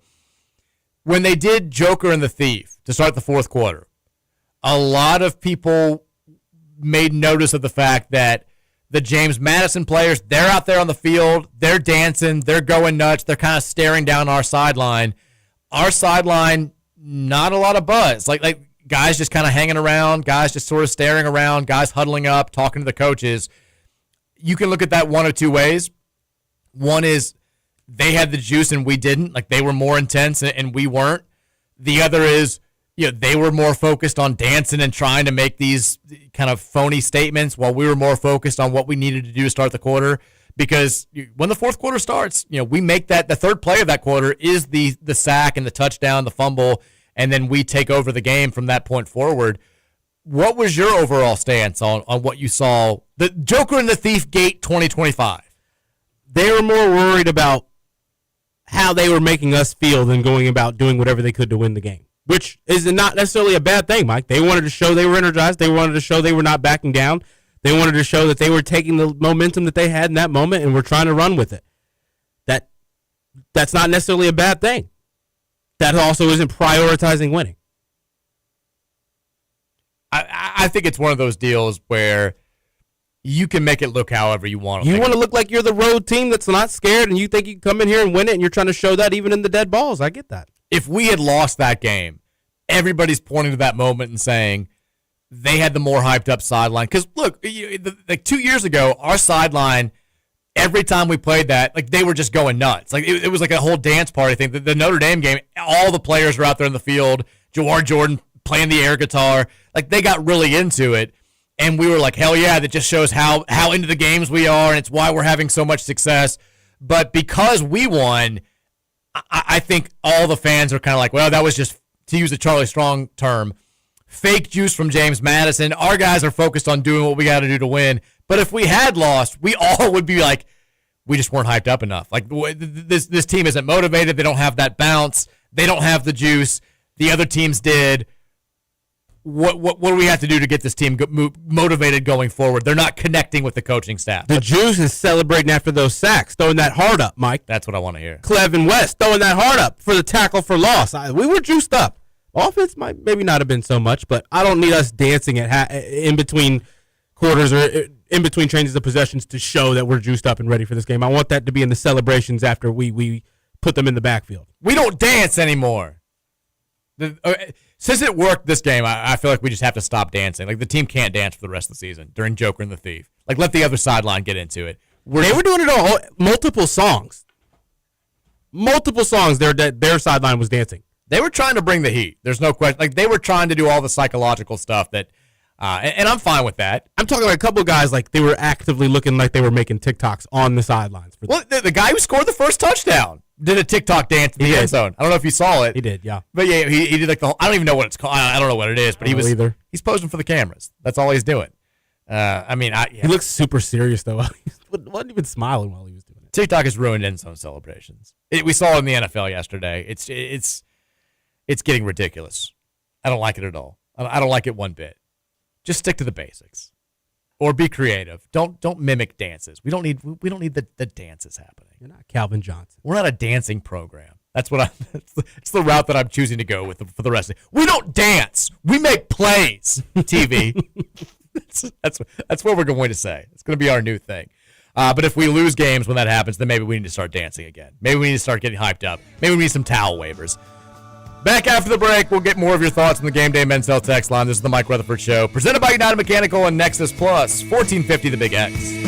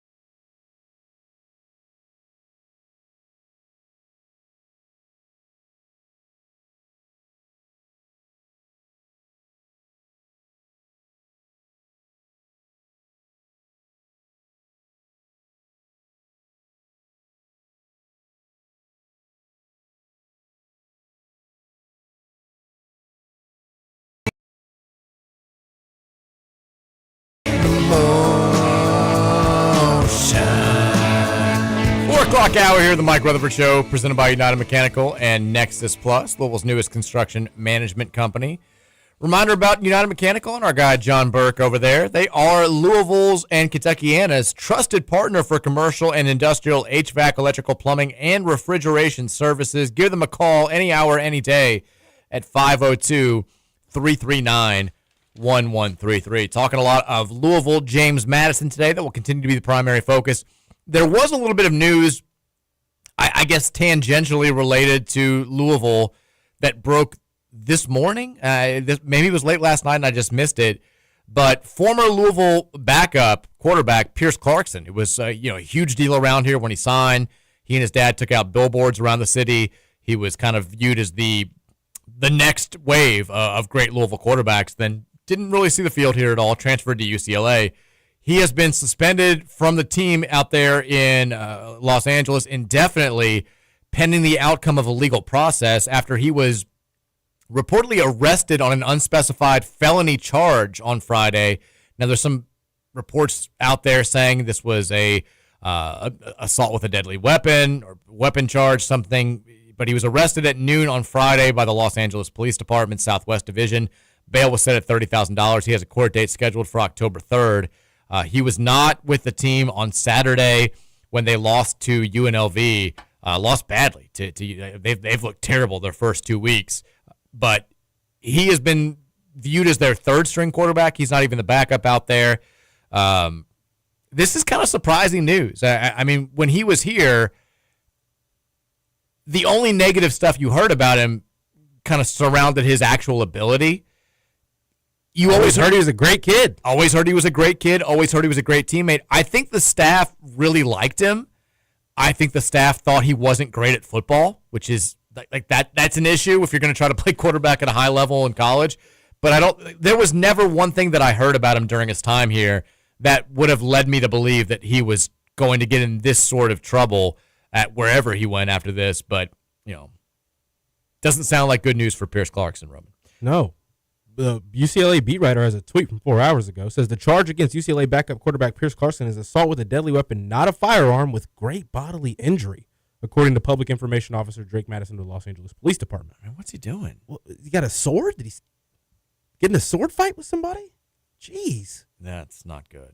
That's crazy stuff going on out there. It sounds like whatever happened, he did a number on somebody, and that's not great news for him. But what are you going to do? What are you going to do? I just saw this is from right before you went on air. Media availability across the country is happening. I don't think Jeff Brom did any media today because we don't have a game this weekend, but James Madison plays Liberty this weekend. Their head coach, Bob Chesney, we read the quote from their wide receiver basically saying, we were the better team. We knew we were the better team. It's why it hurt so much. Bob Chesney kind of echoing those same sentiments even 3 days after the game. He said, quote, "They know that that's a game we should have won, despite what everybody else in the world thought. That was a game that we certainly had. I think everybody's excited to get back to work." My brother in Christ, you scored 14 points. You scored 14 points in a road game against a power conference opponent. You can't say you should have. Like, this isn't we lost by 2 and we missed a chip shot field goal. Like, we made the plays. You didn't make the plays. There was not one thing that you could point to and say, if this one little thing went wrong, or if this one little bad call happened, like, we had that game won. Like, this is a weird level of copium. I get why you're frustrated. Outside of those big plays, yeah, you played at the very least on an even keel with Louisville. Maybe you could say you played better than Louisville. But big plays are kind of what define football. Explosive plays are the name of the game. You lost the turnover battle. You didn't hit on your trick plays. You let Louisville get 2 gigantic plays on offense, and you had a fumble in the end zone that got recovered for another touchdown. That's football. Like, that's the game. You can't sit here and say, we had the game won. You didn't. You never did. Do we hate James Madison now? I do. It was a very quick response. I mean, thanks for Terrence Edwards. But I hope Liberty whoops up on him. I mean, Godfather of the Constitution, my ass. Get out of my face. What was the thing that there's something that in hindsight James Madison was terrible about, and I can't remember what it was now. Because I was thinking about it on Saturday. He was my dad's favorite founding father, and I think he's going to have to revisit that now. You're going to have to change, Dad. All right, back to the Game Day Men's Health text line, 502-414-1450. We have so many texts to try to get through it. We love it, though. Keep them coming. It's your show. We want to hear from you. Texter says, this is Wiener Dog Guy. I'm going to preface this by saying I'm a diehard Ravens fan, so part of my frustration about Louisville's performance probably stems from the debacle last night, but I left that game on Friday super down on the team, specifically the offense. I thought Miller Moss was absolutely terrible. The dude looks small, scared, and like a deer in the headlights, even though he's been in college for 12 years. I don't think that we're going to be able to win any big games this year with Miller Moss under center. I'd rather the staff use the bye week to prep Deuce and at least let him take meaningful reps for the rest of the season to prepare for next year. Even if it's rough, you're at least building for the future with a stingy defense and the best running back in college football. Shout out to the defense, and of course, I love you, Isaac Brown. P.S. I hate how much I love the Ravens. They only cause me pain. I think this is a little bit of an overreaction. A little. The thing about Miller Moss that I think you have to point to, yes, he got benched at USC under a head coach that is known for producing high-level quarterbacks, but it's not like he's always played horribly under the brightest of lights, and certainly Friday night was not under the brightest of lights. This is the same guy that led USC to a pretty impressive season-opening win over LSU. And LSU, even though their defense wasn't great last year, they're always loaded with 5-star and 4-star NFL talent on that side of the ball. And he was 27 of 36 for 378 and a touchdown with no interceptions. And he put up some big numbers against some teams that are known for their defense. Tossed for 308 and 3 touchdowns against Wisconsin. 336 against Maryland, 308 against Rutgers. Played well enough to have the team in a position to win against Michigan. 3 touchdowns against 1 interception, despite throwing the ball 51 times. So he's played in hostile environments. He's played against big-time programs, and he's performed well in those games more times than not. But I don't think he played particularly well on Friday. And I do think that while you can't pin all of the offense's struggles on him, he didn't help as much as he could have. And he's going to have to prove it. Like he's going to be the one who keeps defenses honest. If we can't hit on the downfield throws, everybody's going to keep loading the box against us. Everyone's going to do exactly what JMU did, and a lot of those teams have better players than JMU does. Again, this is the perfect time for a bye week because they got to reevaluate some stuff on offense. You know how teams are going to play you moving forward, and it's on Jeff Brom and the quarterback to get on the same page and figure out the best route forward because Friday ain't going to be good enough against, I think, starting with the Pitt game. You play that way on offense in Pittsburgh against a team that's looked pretty good against nobodies for the first 2 weeks. You're going to get beat. I think we can just say that definitively. You're going to get beat. Texter says, I've got 2 thoughts about the game and postgame. 1, the postgame interview from JMU were just delusional. It was honestly just straight up disrespectful to the guys who made big plays to win us the game. 2, I see a lot of our fans complaining that the JMU sideline was way more Joker than the Thief. I told you. This isn't going to be the last one we get to either. That complaint is just annoying to me because we came out and we kicked their ass in the fourth quarter. If anything, it just showed that we cared about winning while JMU wanted to make it a show. The narrative is always defined by what happens after the act. We've had times where we've been the ones kind of doing the barking going into the fourth quarter, and then we've gone out there and won. It's been like, hell yeah, we set the tone right there. And then you have a game like Friday where our guys are more stoic, their guys are more into it, and you can easily say, well, we were just more focused. The reality is, I don't think it really matters that much. It's about going out there and executing. Yeah. All the dancing stuff, all the barking stuff, it can only take you so far. All the stoic stuff, all the preparedness stuff, it can only take you so far as well. At the end of the day, you got to go out there and make plays. We made plays, they didn't. That's the story of the game. So we're going to keep going.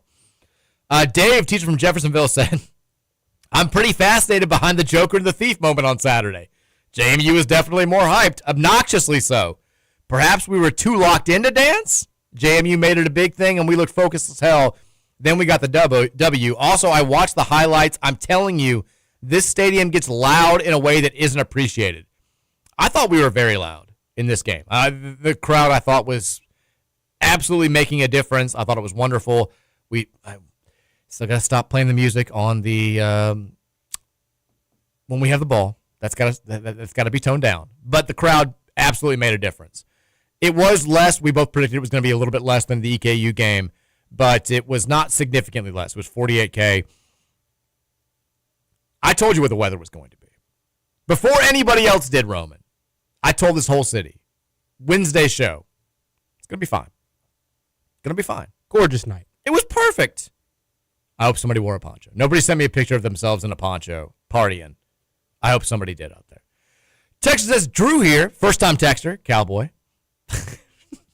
We got to get the drop down. Absolutely love the show, guys. Roman, it was nice to meet you Friday night at the game. Shout out to Drew. Shout out to Drew. Rough game on Friday, to say the least. The offensive line looked awful. The offense wasn't as productive as I would have liked, but the defense stepped up big time when we needed them the most. What are your all's takeaways? Keep up the great work, fellas. Well, I think we've given most of our takeaways, but celebrated the Chris Bell TD with Drew. Did you really? Yep. Up on the party deck for a little bit. So I met our guy, Alan Stone, prominent figure on Twitter, Friday night at the mall. Really? Yeah, so went in, watched my daughter get her ears pierced, was there for that, and then Mary was like, you go ahead, like we'll catch up, because I need to get home for the kickoff.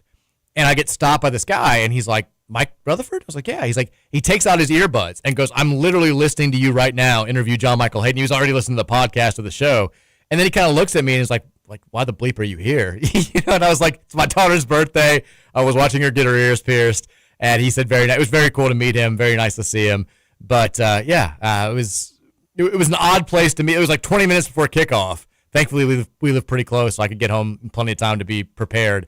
But, yeah, he was like, you could tell he was just like looking. He's like, why in the world are you here right now with the game about to go down? But shout out to Drew. Shout out to everybody else who gave Roman a hard time for not doing the logo. They did. A couple people did. Good. Texas, welp, I didn't have to throw my phone in the lake, although I was close. Jeff needs to chill on Ron, LOL, if anything. Jeff should have been on his hands and knees kissing Ron's feet because Ron was the reason we were in that game. Super high on the defense moving forward. That was an interesting moment there because Jeff had every right to be that mad at the moment, but, Ron English has kept you in this game. He has, but I mean, again, like the issues that we had defensively, I thought were coaching mistakes. And I would have been just as mad. Because that's a simple thing. That everybody knows you cannot sub, and it was such an issue last year. Our guys running on and off the field as the other team was getting ready to snap the ball and the substitution infractions, and we would have absolutely gotten one right there if Jeff hadn't called the timeout. So, I don't care if the defense was pitching a shutout at that point. Maybe it was a little bit over the top, but you need to be that's a very simple thing that a coach who's as experienced as Ron English is should not be doing, especially late in the game when you're trying to close things out. Texas, seeing as I have been the Miller Moss truther all offseason, it's only right that I share the feeling that I have. I have the strongest gut feeling that Miller Moss has his best game of the season against Miami, and we come out of Coral Gables with a win. I'm talking Holiday Bowl performance against the Hurricanes, one of the all-timers. You heard it here first. I wish I had your confidence. I picked us to beat Miami. I don't know if I will just say that I hope that you're correct. I don't know. This is a bad thing to say on radio. I don't know how to feel about Miller Moss. My gut instinct is concern. I get the sense, Roman, that your gut instinct is I still feel good about him moving forward. Am I accurate there? Well, I think he's better than what I thought he was, and he still showcased that. Well, so maybe it was just you had low opinions going in. I was super low on him, Mike. I mean, we both kind of said I had to try to mask it and hide it a little bit. Well, yeah, I mean, when that news started to leak that he was being targeted early on in the portal, I think both of us kind of had the are we sure? I don't really want to. My gut instinct was I think there are better options out there for us that we can get when you look at what we just accomplished with Tyler Shuck. But I hate the knucklehead behavior in the pocket. When pressure comes, he turns into a knucklehead in the pocket. a little bit. But he didn't hurt us. All offseason, my line has been, this is very much a trust in Jeff Brom situation. People had big-time questions about Tyler Shuck. He was phenomenal last year. People had big-time questions about Jack Plummer. Say what you will about his play. I'm not going to get into it, whether or not he was average or good or bad or whatever. We won 10 games with Jack Plummer at quarterback. And so it's gotten to a point where when it comes to quarterback play, like I have full faith in Jeff Brom. If he sees and hears the right things about Miller Moss, I'm going to trust him. After the first 2 weeks, I think that there's, some of the questions that I had when he first popped up on the radar are certainly more at the forefront of my mind. But until he costs us a game, until we go out there and it's obvious that he's just not the guy who can go out there and win us 9-10 games this season, I'm going to shut up and say I'll trust in the head coach. I'll trust in Brian. I'll trust in these guys that have given us nothing but the best quarterback play we could possibly have gotten out of the last two guys, and hope that they'll find a way because, I think they've earned that right at this point. Did you think there was a lack of pass interference calls on the JMU side? I can tell you there was a sense on the Louisville side that JMU's philosophy going in, we'll call this the Clemson philosophy. Make them throw the flag. Exactly. Clutch and grab, even if you get called for it a couple of times, make them throw like 25 flags against you. Because Clemson has perfected it. And I think it's brilliant. Rick Pitino did the same thing if we can admit this, Rick Pitino did the same thing with us defensively throughout his tenure here at Louisville. I loved it. We were like, all right, if you're going to call 55 fouls against us, you're going to have to call 55 fouls. Like we're going to play this style until you do something that makes us stop. And most of the time, officials aren't willing to call 55 fouls. Clemson's perfected it. Everyone talks about their great defenses. They just grab you all the time in the secondary. And yeah, they'll get called for it 3 or 4 times a game. But most of the time, the officials, they don't want to throw flags. They don't want to be the ref show. They don't want to have especially when you're playing at home. Especially on plays that aren't black and white. And it did feel like I said, I couldn't see it as much just watching on TV. I can tell you the U of L staff was like, these dudes were just grabbing us the entire game. And that's why, it's part of the reason why guys weren't getting open downfield. How true or not that is, I can't say so definitively, but that definitely was one of the takeaways from the folks over there at U of L. Text says, so for both of you, after the JMU win, give me one thing to be nervous about and one thing to be excited about. All right, what's the thing that you're the most nervous about after the game on Friday that maybe you weren't as nervous about going into the game? Offensive play calling when teams stack the box. Okay. And what's something that you're excited about? The defensive line. Yeah. I figured we were going to be pretty similar there. Mine is the offensive line play because while I think there were question marks surrounding the offensive line, there was enough coming back and enough coming in that I think we expected to be able to create the necessary holes for our running backs to go out there and do their thing, especially against teams like JMU, and we just didn't do it on Friday night. We never asserted our will on offense, and maybe that changes when Sylvester comes back. Maybe it changes when we get the right, it took us a while last year to get the right combination of 5 on that offensive line to really play well towards the end of the season. Maybe that'll change, but the fact that it's not as far ahead as it needs to be right now is concerning for sure. And then I don't know how anybody's could have. They're more than positive takeaway than just this, but the biggest positive has to be how dominant the defensive line was. Lubin is as good as we want him to be. Conga and Garrod, I think, have stepped up the way that we hoped they would after playing kind of spot duty last season. AJ Green coming off the edge has been phenomenal. Bailey's been terrific. Some of the other guys that we've thrown out there have been good. The defensive line, Jeff Brom was not wrong when he was hyping them up during the offseason because they've been as good as we wanted them to be. Texter says, James used, this was actually your text today just has a check mark. I don't know what that is, but there you go. It's just blank text. Texas Riddler here.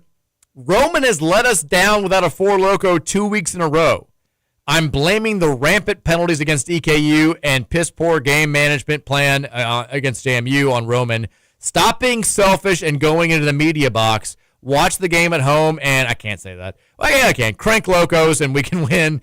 I feel like Roman owes us 4 Locos for the BG game. 2 for the missed games, 1 for the bye week, and 1 for the actual game. We're not trying to kill him. Sheesh. You don't need 4 Locos for the Bowling Green game. Probably should have had one on standby for JMU. That's on me.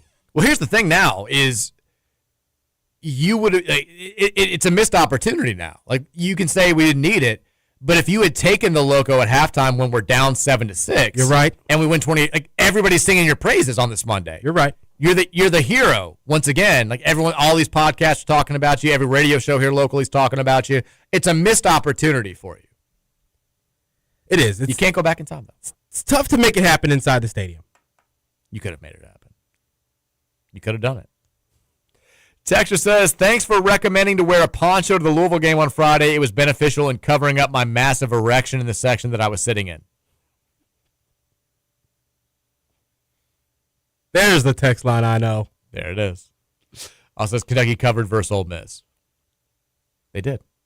I bet the under in that game didn't hit. I had a bad betting weekend. I made up for it with I love money line parlays in the NFL, and I was like, who are the 2 most likely winners in the first opening? I'm not going to bet anything else. Opening window, I'm parlaying the 2 most likely winners, and I'm just going to bet big and just take the free money. And I went Washington over the Giants, which was pretty easy, and then Bengals over Browns. And I was sweating the end of the game. I was like, this could end up being a bad weekend. And thankfully, the Browns drafted, the worst kicker of all time, apparently, and bailed me out a little bit there. Could be a long year for the Bengals. Joe Burrow looks like he's just miserable. He looks like he hates everybody in Cincinnati. Yeah, he does. Texas says, Mike and Roman, were you aware that G-Fed was at the game? Yes. He runs a TikTok account where he notably tries to get into stadium fields randomly. He's had good experience with Louisville. It was cool. Says, also, Jesus, can Lamar get some help? He's cursed with poor coaching and supporting cast his entire career. Also, if you really told them to punt there at the end, then WTF is Lamar doing? Does he know his reputation is choking in the big game? Was that a thing that happened after the game? I didn't hear that he said to punt. Lamar did? That's what the texter says. We debated that in the group chat for about an hour straight last night about why you go for it right there instead of punting. I hated the analytics all would say punt. You couldn't stop anything that fourth quarter. I hated the second down play call where they did the Zay Flowers jet sweep. Terrible. I mean, I know that their main priority is keeping the ball in bounds and keeping the clock running and forcing Buffalo to use their timeout. You've got Derrick Henry. You've got to also know, Josh Allen's kind of developing that clutch gene mentality. They've got all the momentum in the world. You're 1 first down away from winning the game. I felt like you needed to sell out to get that first down. Forget about the timeouts. Throw the ball on second and long. Buffalo didn't need timeouts to go 40. In this day and age where every field goal kicker is 75% on kicks 55 yards or longer, you only need 30 or 40 yards when you get the ball at the 20 to get in field goal range, sometimes even less than that. And Allen, he'd been torching you for the last 2 possessions. It just felt very, very silly. And them not effectively using the clock at the end of the first half, allowing Buffalo to get those extra 3 points, that hurt. The new kicker missing an extra point was not good. They invent ways to lose games. But I don't think you can pin this one on Lamar. He played awfully well. I hate the fact that the narrative coming out of the game was about to be the real MVP got it done. He was getting the MVP chance in Buffalo. And now it's the exact opposite. It's this is why Josh Allen's the guy. And this is why Lamar's never going to be able to get it done. And that sucks because that is going to be the narrative until it's not. And he's going to have to go out there and actually prove it at some point. You can't pin it on him, but also, that even that 3rd and 10 play, you got an opportunity. Get that first down, put the game away. Yeah. And he didn't get it done. Texas says, Lazard guy here. What's up, Lazard guy? The reports of my death are greatly exaggerated. Ron English. Anyone still slandering that guy is a prime example that predictive programming is real. Stuck on all the offseason talk despite the defense winning the game for us. Worst Coach Brom game we'll ever see, but we'll be fine. Expectations haven't changed for me. They lost this weekend, but BC and UVA look like tougher games. I was impressed with what they had. Clemson, Brom is going to slap around again. Ooh. Yeah, I think that Ron English is not above some criticism for the things that we've talked about, but the good outweighed the bad. The defense won us this game. I do think that Jeff Brom is open for criticism for a lot of the things that we've also said this game This was not his best effort. The team also just didn't look like that they were that ready to go from the beginning.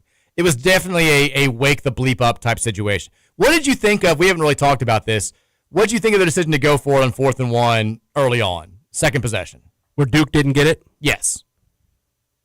I like it. I liked it. I mean, I think it was very much At that moment, you're not realizing that they're loading, like they're finding the gap every single time and preventing the run. So exactly.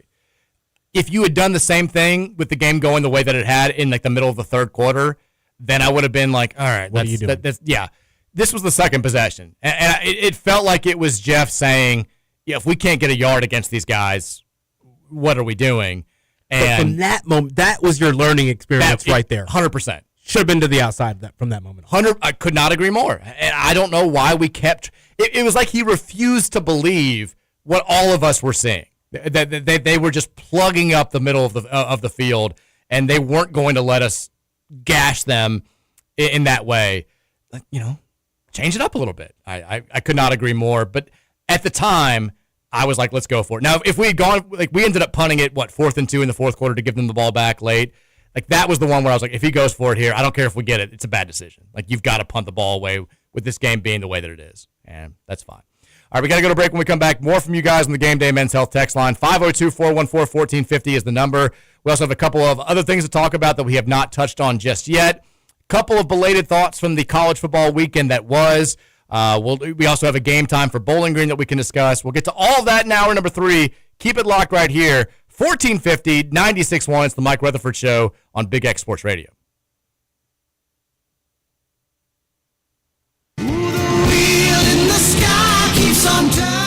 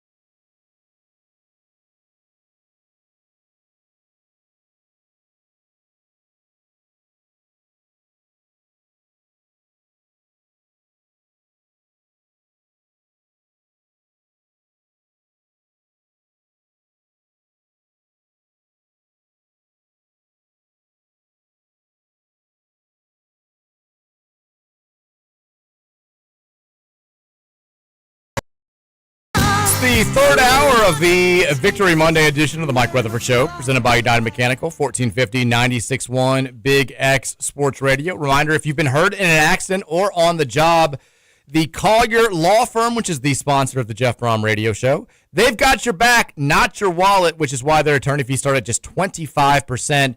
Big-time firms around here, they're going to make you sign contracts that would put 45, 50, 55% of your recovery money back into the firm's pocket. They don't want that at the Collier Law Firm.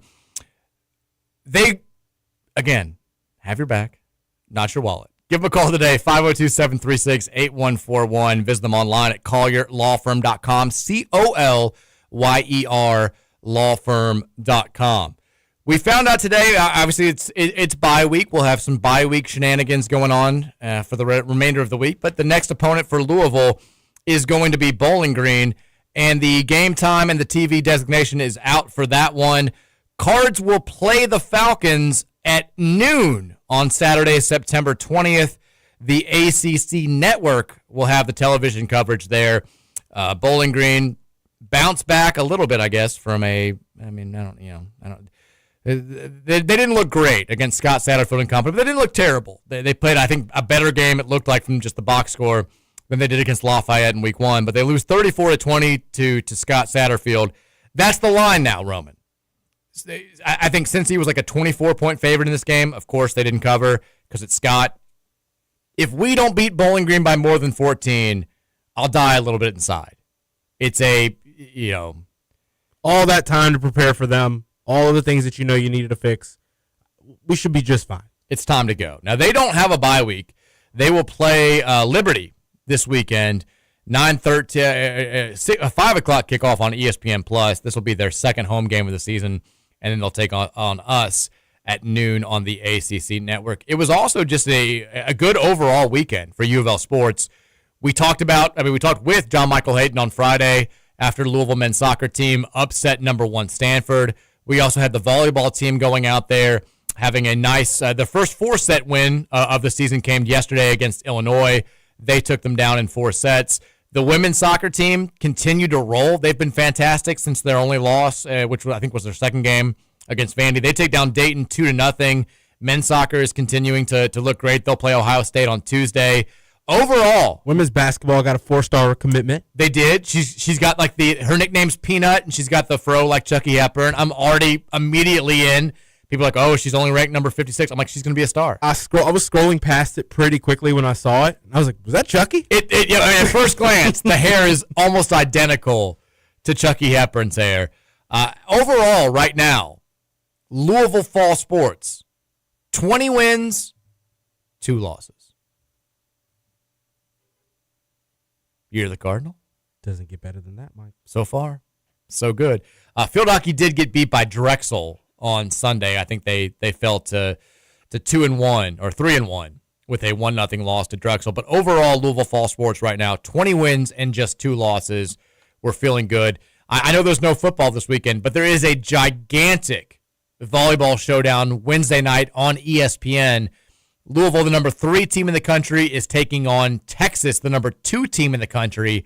That game's going to be played in Dallas. So I think it's a late first start, too. I think it's like 9:30. So stay up late, support the Dan Meskies, and let's move up another spot in the polls. Let's get to one spot closer to being back to number 1.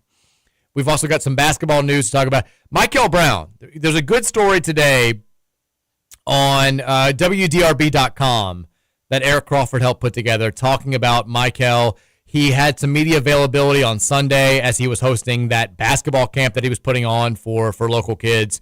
And free camp. I mean, this is who he is, Roman. He's out there making himself a name. And he had some quotes that I think just like, I don't know if he's just telling us what we want to hear, but they're goosebumps inspiring. He was asked about, you've been practicing with this team for a couple of months now. How's it coming along? How are we looking? How you feeling about the squad? And his response was, man, we're building a beast. We're building a beast. He was asked about Pat Kelsey. He said, I'm going to run through a wall for that guy. I love him to death. He always says, man, put a smile on your face during practice. when we're in the heat of battle. He loves having fun with things. He loves playing hard. We love those things too. He said our chemistry as a team is already there, even though we've just been with each other for about 3 or 4 months. Everybody's positive. Everybody respects each other. Everybody's is working hard. We're playing together, and we're very unselfish. We love each other. I think that goes a long way. We're going to play hard. We're going to bring it. We're going to try to bring a ship. I love it. I mean, I love this kid. I love it. Everything that he says. We know he's got the ability, but he's talking about, being the point guard in this team, and he says, you've got to kind of you got to step up. You got to, even as a freshman, you got to have a little bit of a leadership role. And he also said, everywhere I walk around, the people, they know. They're like, go Cards, bring it home. And that just gives me motivation to go out there and go harder. We've been putting in the work. We trust our work. We trust each other. We're building chemistry. We're definitely going to be prepared when the season gets here. I think we're all focused on football. We're all in on football. But my goodness. I think we also all recognize that this has the potential to be a ridiculously fun winter. And while I'm not thinking about it right now, it's always there in the back of your mind. And I will admit, when we were down in the second half on Friday, I did start thinking about it. I was like, it's going to be a long month and a half before we get to the exhibition portion of the basketball season. Thankfully, we can keep our focus where it's supposed to be right now, which is football and volleyball, chasing a national title, and all those good things. But still, it's important to remind everybody, these quotes are out there. The team is working. We got something special brewing behind the scenes for this winter. I know Roman's excited. I'm very excited. Last thing before we get to the text line. So Roman is having his ACL surgery on Wednesday, correct? Yes. So tomorrow will be the last day that you're on the show until, if you don't want to come in on Friday, feel free. Whatever you got to do, this may be your last show of the week. Oh, I kind of challenging myself to be. I want to make it in Friday. If you can't, I think everybody understands. We're supposed to be remote. I don't know. We're at another gun range. The guns love us. The Second Amendment folks, they're all about this show, Roman. But what do we need? I feel like we need to do something special for tomorrow to celebrate your last day before going under the knife. Let's go shoot 9 holes. Well, I meant on the show. Oh. I guess we could do a radio show while we're playing 9 at Cherokee or Crescent Hill or with something. Some mics on? Yeah. That wouldn't be annoying. That wouldn't be distracting to people. They Put would it on love TV? We'll figure something out. We'll do some sort of I don't know. We're going to act like you're dying. How do I say goodbye to Roman's cartilage? It's going to be a special show. It's going to be a fantastic show. We'll make sure that you're good to go. You're in the right mindset going into the big day. It'll be you and Matthew in here on Wednesday and Thursday. Producer Matt will be here Wednesday, Thursday. It's going to be fantastic. We're going to be fine. We're not going to miss a beat. And then Friday, we'll see. Maybe I call in Thursday, depending on how we're feeling. Actually, give me a call on Wednesday when they put you under the anesthesia. Just tell them it's for a radio show. They'll understand. Just say Mike Rutherford show. They'll be like, oh, we love that guy. Right. We got to one up the drunk Roman at the track for Oaks phone call. Anesthesia Roman. I don't worry about it. You might say some crazy stuff. Apparently I did when I got my wisdom teeth taken. Oh, I can't wait. It's going to be wonderful. Game Day Men's Health text line 502-414-1450. Lots of thoughts to get to on the text line. Let's get back to it. Texter says, I'm going to be listening on podcast tonight, but just had to add in that the ACC replay room was the biggest joke of an operation I've ever seen. I think they may have been shook from being on TV, but I seriously don't think they ever even watched a replay before making a decision. They got hurried and just decided to say, F it, uphold the call. I mean, it was chaos. It was one. I don't know how they thought it came across on TV, but if I'm them, I'm like, all right, we got to rethink this. We got to practice more for when we're going to be on TV. One, we don't need a guy continually screaming like, hey, you're on TV. Hey, you're on TV. Like, hey, they've got the command center's the feed. The command center's the feed. Like, maybe we need to X that out and just assume that we're going to be on TV when this is happening and act like this is business as usual, because it came off as ridiculously chaotic and disorganized. Command Center's on TV. Command Center's on TV. You're on the TV. I'm like, shut up. Like, I can't hear anything that anybody else is saying. And then they weren't actually showing us what they were looking at. We had no idea what they were looking at. There's 25 screens in front of them, and they're like, we got no good views. We got nothing to look at here. I'm like, this is just, it's exactly what I thought it was. I think it's exactly what we feared it was. And if you wanted to keep, the wizard behind the curtain, you shouldn't have pulled it back for us, because now we all know that it's just as chaotic and ridiculous as we thought it was. Texture says, first things first, go Pack. Suck it, Mike. Thank you for that. I appreciate it. Couldn't make it through a show without one of those. Second things, a win is sure as hell is a win, but that was a disgraceful performance in a good amount of ways because those guys were bozos and we should have blown them out.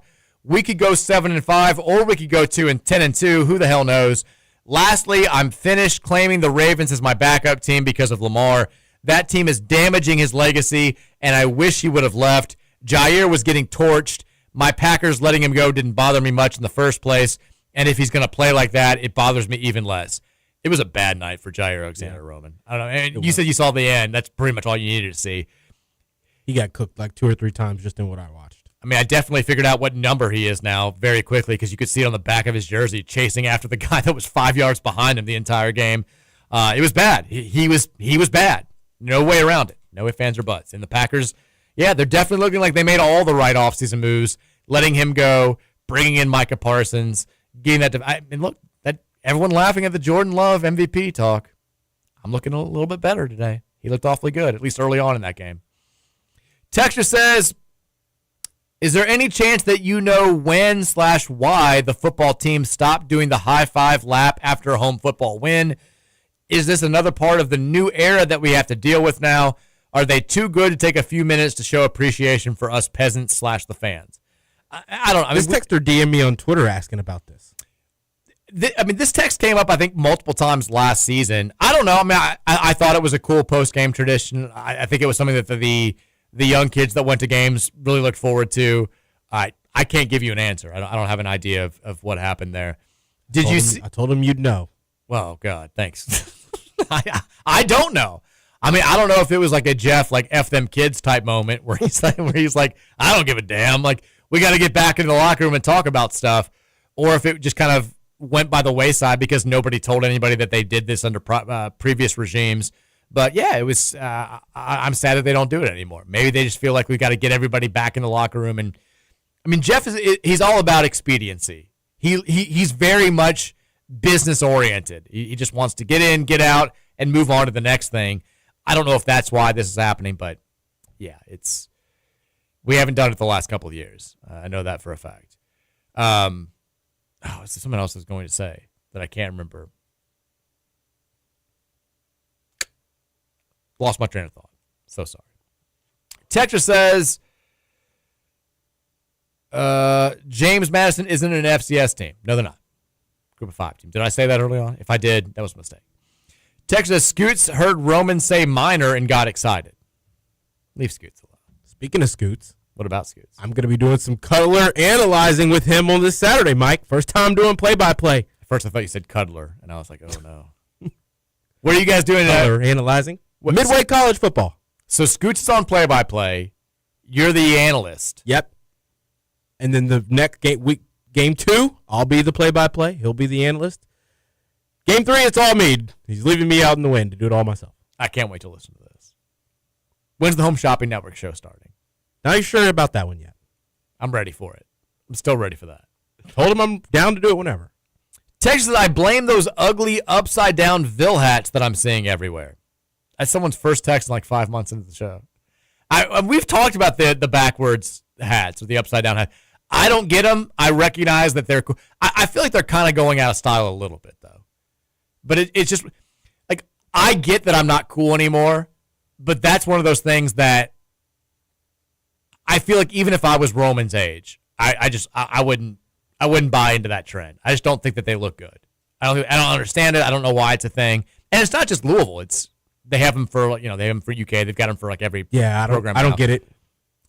It's like we've run out of ideas for how to do this. It's like, why don't we just spell the words backwards? Pretty soon we'll be having like Picasso hats where the letters are just all scattered and like oh yeah, it says Louisville and just the letters are all in different places. Like we've been doing clothes for a long time now. We're running out of ideas. We're running out of ideas for accessories, I guess. Texas, you've probably got 100 texts about this already, but Kenai Roos had a hard cast on his right wrist at the game on Friday. Any word on his injury or recovery? Okay, so I fully admit I did not know this. Roman, did you know this? I did not know this. Well, I didn't see this. I don't like that. I mean, hard cast? Are we sure? Kenai Roos. There's nothing about this on Twitter. I don't have any message boards, VIP memberships. So I don't know if they're talking about it there. Maybe other people have texted it in today. No, I did not know this. You're telling me this for the first time. I'm doing the Donald Trump. You're telling me this for the first time. He had a great wrist. Hopefully this is nothing serious. Oh, just got a picture sent to it. I can't tell. That looks like ace bandage. That does look like a hard cast over the ace bandage. But it's red, Mike. What does the red have to do with it? Like it kind of looks like it's tape. Let me send this to you. Okay. Yeah. Let me. I'll put on my. As the father of a son who broke his arm 3 months ago, I'm an expert when it comes to looking at. Presley Meyer over at State of Louisville just sent me the picture. Shout to Prez. Says it's not a cast. That does not look like a cast. It looks like a tape. He landed on it hard. He dunked on somebody at practice, came down, landed on his wrist real hard. He'll be fine. He's into the game though. You can tell that. He's ready to go. All right. Medical diagnosis from I'm a meteorologist / doctor when I'm on the radio.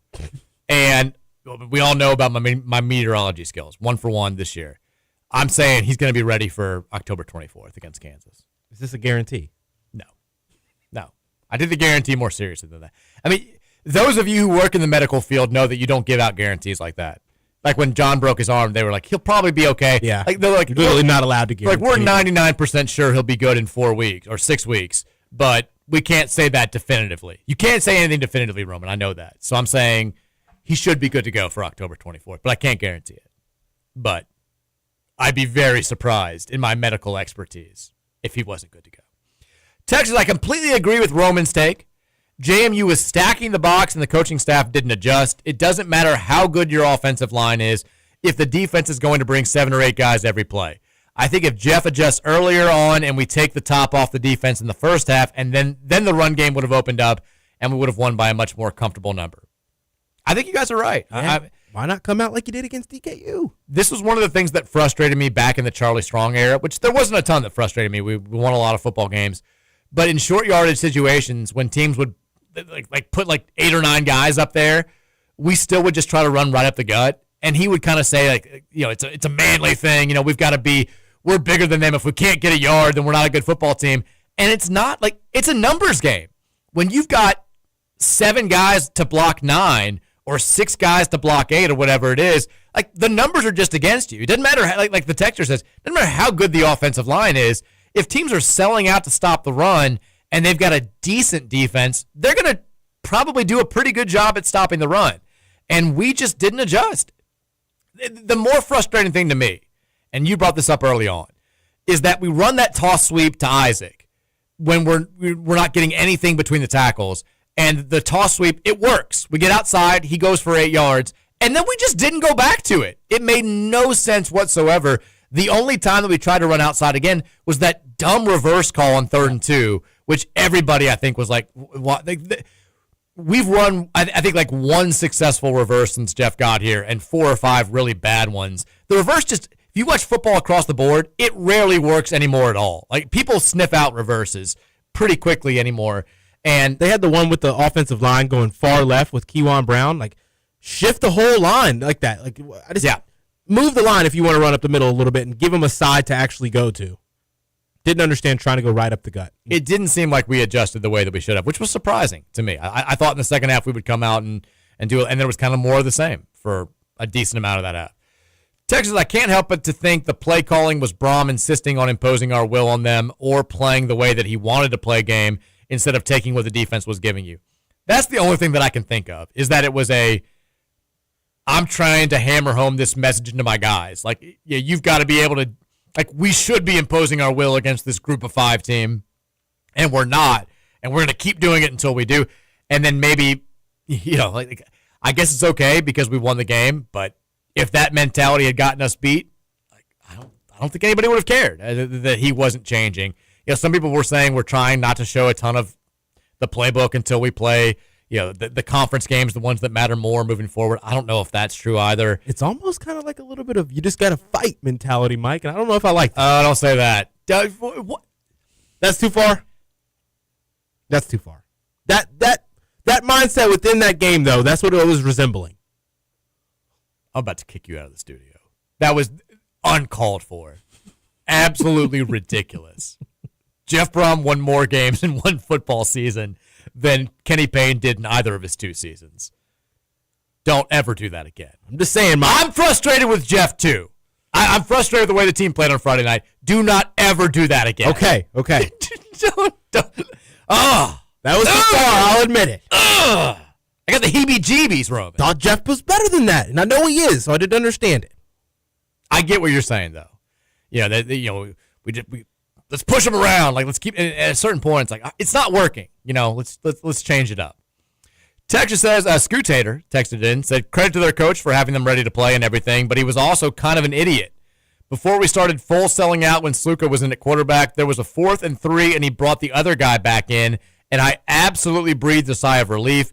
Sluka could have easily gotten those 3 yards at that point in time. Yeah, their fans were furious about the 2 quarterbacks, and I kind of don't blame them. Looked like Barnett kind of was, too. I mean, from the TV watch. I didn't get to see any of those angles live. It's like I get why they brought Sluka in because Sluka and Chesney, it worked well. He put up gigantic numbers at Holy Cross, and he was playing really well last year before the holdout thing happened. And then he kind of became like you couldn't touch him because everybody was wanting. He's a character issue because of the NIL debate, and so Chesney brings him in because he's got a good quarterback coming off of an ACL tear. They're not sure how healthy he's going to be, so Sluka's more or less a safety net. And then as it turns out, Barnett's healthy. He's good to go. Sluka's here. He wants to play. And so this is kind of what they've settled on, and it did not work at all. But I think both quarterbacks are pissed. What you can't do is mix and match in the middle of a series because then it gets wildly confusing. If you want to say Sluka's going to play this series, Barnett's going to play this series, that's one thing. I think that still doesn't really work all that well. But they were like, 2 plays for Barnett, 1 play for Sluka. Or if it's only short yardage, you bring him in. Yeah. You're bringing in Sluka on 1st and 10. And also, like, Sluka threw the ball effectively at UNLV and Holy Cross. I think when it gets to a point where you're being deemed like a running quarterback, it almost gets in your head that you're not a good thrower, and you lose that confidence. And you have no rhythm. Yeah, I mean, if somebody tells you you're a positional player, you're a defensive player in baseball, you probably lose the confidence that you could be a decent hitter. And I think that's sort of what you saw with him when he did try to throw it. He didn't have a ton of confidence. And the Barnett kid didn't have a ton of confidence either. I'm with the James Madison fans who are like, all right, just pick a quarterback at this point and go with it. And if he sucks, bring the other one in and let him start the next game. Texas says, I agree with Roman. The play calling is so poor and predictable. It was obvious when we were going to jam the ball down the middle. It was obvious when we were going to try to play action. We had 2 drives in the second half with lucky explosive plays. The other 4 drives in the second half were 3 and outs that went for a grand total of 15 yards. Extremely frustrating to watch. Needs to improve quickly. I mean, one of the things that this is my fear, because I agree with you and I agree with the texters who are saying this. We were extremely unpredictable with our play calling last season, and I felt like it was because Jeff had so much faith in Tyler. He he knew if we threw it on 2nd and 1 when everybody thought we were going to run the ball, that Tyler could make the plays. And he knew that Tyler could make like a 3rd and 15 happen, or if we got into 2nd and long or 3rd and long, Tyler could make plays. The way that he called the game on Friday, and I hope I'm wrong about this, it kind of felt like to me that he didn't have a ton of faith in Miller Moss. And that's concerning for the longevity of the season. Now, maybe it was more he didn't have a bunch of faith in the offensive line, but everything that we did in the second half, it said to me, I think we can win this playing possession football. but I'm worried about our quarterback giving it away. And again, that's just my take. Maybe I'm reading too much into it, but I was texting with friends about this, and I was like, it just doesn't seem like he has a ton of faith in the quarterback right now. And if that's the case, we're in for maybe a long season. Texas, do we just not have anybody directing traffic before the games anymore? Getting off at the Crittenden Drive exit was like a Mad Max movie. I almost just turned around and went home. It was terrible. It's bad. Like, you've got to, if you don't get there 2 hours early, it's either, I mean, more than that at this point. It's like if you don't get there 3.5 hours before kickoff or like right before kickoff, you're going to be stuck in traffic for an hour and a half. And it used to be so much easier. I don't know what the fix is. I'm not going to pretend like I do, but it does. I think it's one of the things that keeps some people away from going to the games. But the easy fix, if you have the hours, if you have the time, get out there and tailgate early, because it's always easy to get there like 4 hours, 5 hours, 3 hours before kickoff. All right, we got one segment left. We have like a billion texts to get through. We'll try our best after the break. Keep it locked right here. Mike Rutherford Show, presented by United Mechanical and Nexus Plus on the Big X. The way you want it, baby. Then I don't want you ever.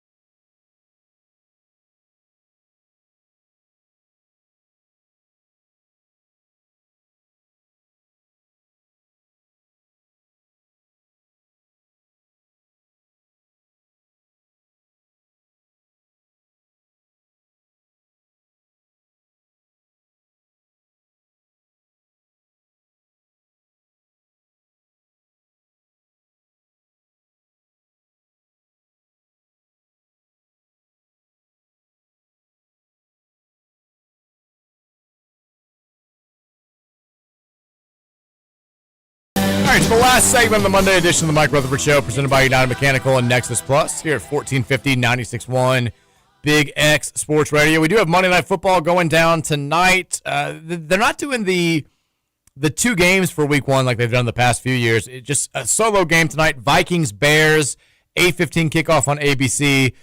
J.J. McCarthy is back at quarterback for Minnesota. I saw the ESPN graphic where he's got like an alter ego that he says he gets into when he puts on the black face paint. And he says, that's when the war paint comes on. It's like I'm ready to die on that field. I've never been more convinced that this guy's going to suck. Like, I don't think he's going to be good. I can't wait to revisit this when he goes 13 of 29 for like 126 and a touchdown tonight. I have no faith in J.J. McCarthy. I don't think he's going to be a good NFL quarterback. And this just proves it. He looks like an idiot with that war paint on. Just stop. Just stop. We have a lot of text to get through and not a ton of time to do it. But here's the good news for folks. The Louisville talk doesn't stop at 5:30 today. Doesn't stop at 6 today. We got Dalton Pence coming in. Producer Matt, I believe, is going to be in the house as well. Roman will still be in the house. From 5:30 to 7, we'll have Mondays with Dalton Pence. He'll continue the conversation about Friday's win over James Madison and what we need to see from this team moving forward. So keep it locked right here. We have 2 straight more hours of Louisville talk here on Big X Radio. It's the best day of the week for Louisville fans here on the Big X. 502-414-1450 is the Game Day Men's Health text line. Like I said, I don't know if we have like 75 texts left. I don't know if we're going to be able to get through this. We will do our damnedest, though. Let's go quickly. Texture says, the JMU game certainly changed my outlook on the season. The O-line and consistently strange play calling has my ceiling at 8-4. Another year, another group that can't pick up a first down on 4th and 2 or 1 against inferior competition. Where have we seen this before? I mean, I'm not going to stop being honest here. I'm not going to stop. Like, my outlook on the season has kind of changed a little bit. Having said that, it's not set in stone. If we come out after the bye week, I know Bowling Green is the, I mean, they are the worst team left on our schedule. But if we go out there and it looks like we've cleaned up some of the issues that plagued us in week 2 and some of the issues that were around in the EKU game, and we just run all over those guys and we physically manhandle them, then yeah, I'll be back to feeling like this could be a 9-10 win team if things go our way. But as of right now, I'm more on the 8 wins as opposed to like getting off of 9 in the direction of 10. That's kind of where I'm leaning at this point. Still sitting at 9-3, Mike. If you ask me right now, like, I think those 9 wins will be tougher though. Yeah. If you ask me right now, like, gun to your head, what do you think we go? I think I would still say 9-3, but if you told me we're not going to be 9-3, I would lean more towards 8-4 or worse than 10-2, which I don't think was the case going into the season. Texture says, did the defensive coordinator of JMU trick Jeff like the zone did Kenny Payne? Okay, guys. That's the second. So maybe I'm not crazy, Mike. I don't care if you're crazy or not. I don't care if you're right. We don't do that on this show. That's the second Jeff brought up to Kenny Payne comparison in the last 30 minutes. No, we don't compare Steve Cragthorpe to Kenny Payne on this show. We don't compare Ron Cooper to Kenny Payne. There is no comparison for Kenny Payne around here. He's his own thing. We don't do it. We don't do it. Stop. Zip it up, everybody. Button it up. No more. Texas a solid 3-1 win against a Big Ten opponent this weekend, and a huge match. I know where this is going. And a huge match coming up this week against Texas. Should learn a lot about the team. I'm talking about the volleyball team, by the way. I thought it was going to be a Dan Meskey. I mean, I think that's where he's going, but I thought it was going to be a can't get him on the show reference. Oh, this is Meskey Texter. Oh, I know it is. Yeah, I mean, I didn't even know that it was, but I knew where he was going. But he didn't deliver the knockout line like I thought he was going to. Texas Mike, I was really feeling down about our performance Friday night on the way home, but after sitting all day and watching games, I felt much better about our performance. Lots of teams were struggling. I also think Jeff was still trying to play a vanilla game and not show much. A win's a win, and there's plenty of film to improve this week. Obviously, our line needs some serious work. I mean, I will admit, while I think that all the criticisms that we've expressed during the show today are valid, watching some other teams struggle with even worse opponents on Saturday, it did make me feel better. You know, seeing the Georgia 28-6 against Austin Peay was a little bit of an eye-opener. Clemson sucking against Troy. Kate Klubnik proving to the world once again that he was a fraud. it made me feel a little bit better. And they weren't alone either. There were a handful of scores that kind of made you do a huh? Yeah. And we weren't the only ones. Maybe we look back. And look, who's to say that James Madison isn't going to run through the Sun Belt, go 12-1, and we'll all look back and say 28-14 when we didn't play particularly well. That's not nearly as like I'm not taking my own advice, Roman. We came into the season when we did our game-by-game predictions. I said this is a game where it's a one-possession game at halftime. Everybody's freaking out, and then we do what we need to do to pull away, and we win 31-17. And everybody's unsure about the state of the future of the team. We spend the next week talking about what's wrong, and then we look back at the end of the season and we say, you know what? That actually was not a bad win at all. And I'm doing the exact thing. You're doing it, Mike. I don't want to hear this 8-4 talk out of you. You're right. We're going 9-3, at least. Texas, Mike, this is my played a bad game and doubled them up still. Still doubled up. I mean, that's my thing. Is like it's the way that it looked. But look, I probably would have predicted that I was going to say that too. 2 weeks ago, Mike knew everything that September 8th Mike was going to do. I feel like it wasn't even far off from your score prediction. I said 31-17. 28-14, pretty close. Just go. 2 field goals away on both sides. Texas, this was my first home game in a while. What happened to our game day atmosphere? I have louder speakers in my car than we have in that stadium. Also, why don't we do an intro video anymore? The players just run out of the tunnel with no warning. I can tell our players aren't fired up. The JMU sideline was much more excited to be there than we were. That has been a common theme under Brom that I did not expect whatsoever.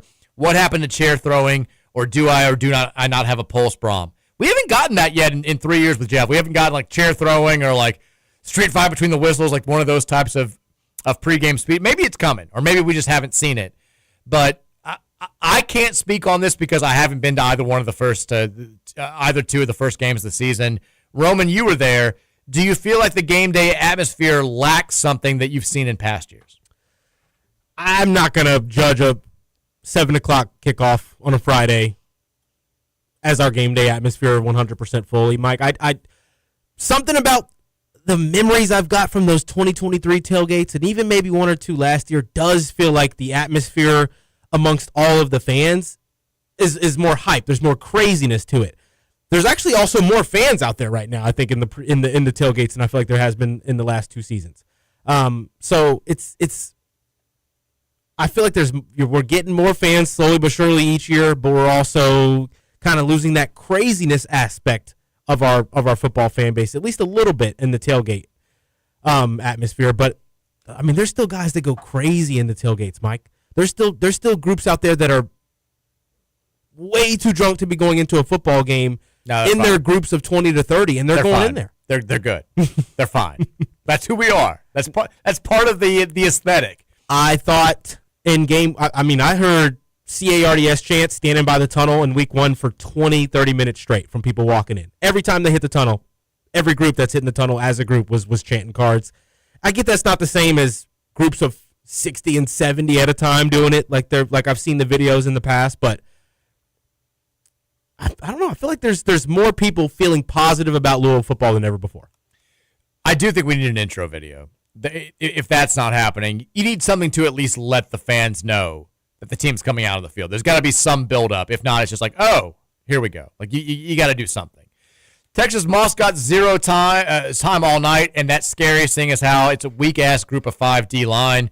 Also, during those replays, I felt like I was watching Apollo 13. There's definitely an element of that, for sure. Texture said, Boxcar Bob texted in, said, I feel like JMU couldn't see the forest for the trees. They were so focused on trying to throw the kitchen sink at us that they never saw what was working, and they just did that. Between the constant quarterback switching and all the penalties, it's like they convinced themselves they couldn't beat us in a conventional way, even if conventional things were working. I think it's a great text. I do think they came in with this game plan of maybe overrating us a little bit. Like we know we're not going to be able to beat them here, so we've got to do all this different stuff to keep them off balance. And the reality is their best football was kind of just going head-to-head with us and running straight at us. Every time they tried to get a little bit too cute, it backfired. Of course, every time we tried to get a little bit too cute, it backfired too. Texter said, Rashawn texted in, to me, not being able to run against JMU is a bit misleading. If JMU is rushing 7 or 8 and we only have 5 or 6 blockers, you're not going to be successful consistently running against that front. The coaching staff never adjusted, and that's disappointing. The quick passing game, screen game, and power run front with 2 tight ends and fullback needed to be employed. It didn't seem like we adjusted. It just felt like I don't remember seeing a fullback back there once. Yeah. After we did, what, 2 We or did 3 it- different fullbacks? we did do it a couple times, I feel like, when we got in the red zone. But we didn't use it as much as we saw it in week 1, which felt like something we could bring back. Texas, hi, Mike and Roman. I feel like Miller Moss was not properly something by the coaching staff. I would have been mad, and I could tell he was really frustrated, like, why is this happening? As I've said before, Braum is too stubborn and doesn't want to adjust when he needs to. That was my thing. That Miller did look like he was unsure once the pockets collapsed, but it's like he wasn't being prepared for it at all. It's not as bad as the clip of the Zach Calzada looking at. You see that during the UK game right. where he looks at the sidelines and just he's like making a face and then he just goes, "What the f are we doing?" Just like very visible right on that's a camera. tough look. It's a tough look for Bush Hampton. And then Mark Stoops already throwing the offensive coordinator under the bus where he's like, "People don't know this, but I don't even control the offense. I don't even know who that guy is." It's like, dude, you hired him. You're the CEO here. It all falls on you. You're not just the figurehead. This is kind of your operation, my man. Texas, would Roman Kelly be on the hot seat if we'd lost? Yes. Yeah, no question about it. Also, does anyone know what those defensive delay of games were about? They're trying to cut down on defense's ability to Some rule change this year. to like throw the offense off with distractions, and it's been a rule in the past where like you can't go up and like mimic the clapping or mimicking the cadence. You can't scream to throw a quarterback off of his cadence, and now they've made it a point of focus, which only means that they'll call it a bunch the first like 3 weeks of the season, and That's all then it is. you won't see it again during the second half. It's just like basketball where they have a point of emphasis, they call it a bunch the first 2 weeks, and then it's back to normal after that. Texture says, I know it was JMU and their 2 quarterback strategy was super predictable, but my biggest takeaway was how great our D-line looked. Still not sure about the secondary. Yeah, I think we're all in the same boat there. But we have a lot of trust in Green, Lubin, Gerard, and Conga. Also, lethal shooter got a workout in with Michael over the weekend. Not sure how many corner looks our point guard will have, but certainly can't hurt to have him shoot with that guy.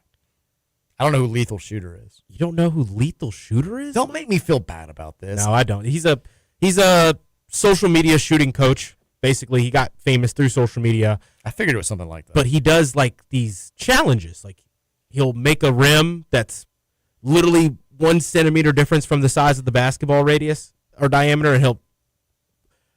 Did you remember that beam? Oh, okay, I understand it now. Did you ever see those? He does these shooting things. He shooting over a wind turbine. He's done all kinds of crazy different shooting stuff. But he's actually a real shooting coach for like NBA players and stuff as well. In the clip of them showing that they were working out, he had like some painter's tape in the corners, like showing you got to like stance for your shot. You got to stay in this one box kind of a thing. But Texter's kind of right. Michael's not going to be in the corner catching threes very often. But then again, when you've got somebody like Ali Khalifa and somebody as quick as Michael Brown, you see it with Steph Curry. You see it in the NBA all the time. You put Ali in that high post kind of area over to the left or to the right. You throw it to him. You run off of him. He sets a screen. He gives it back to you in the corner real fast. There's all kinds of little things you can get to get him open looks out in the corners as well. But kind of feels like he needs to be practicing some top of the key stuff too. Mm-hmm. Going to have the ball in his hands more than without it. Texas says, based on last year's freezer picks and the results, put Ron English in the freezer. Also, I was most disappointed with the lack of energy we showed pretty much the whole game.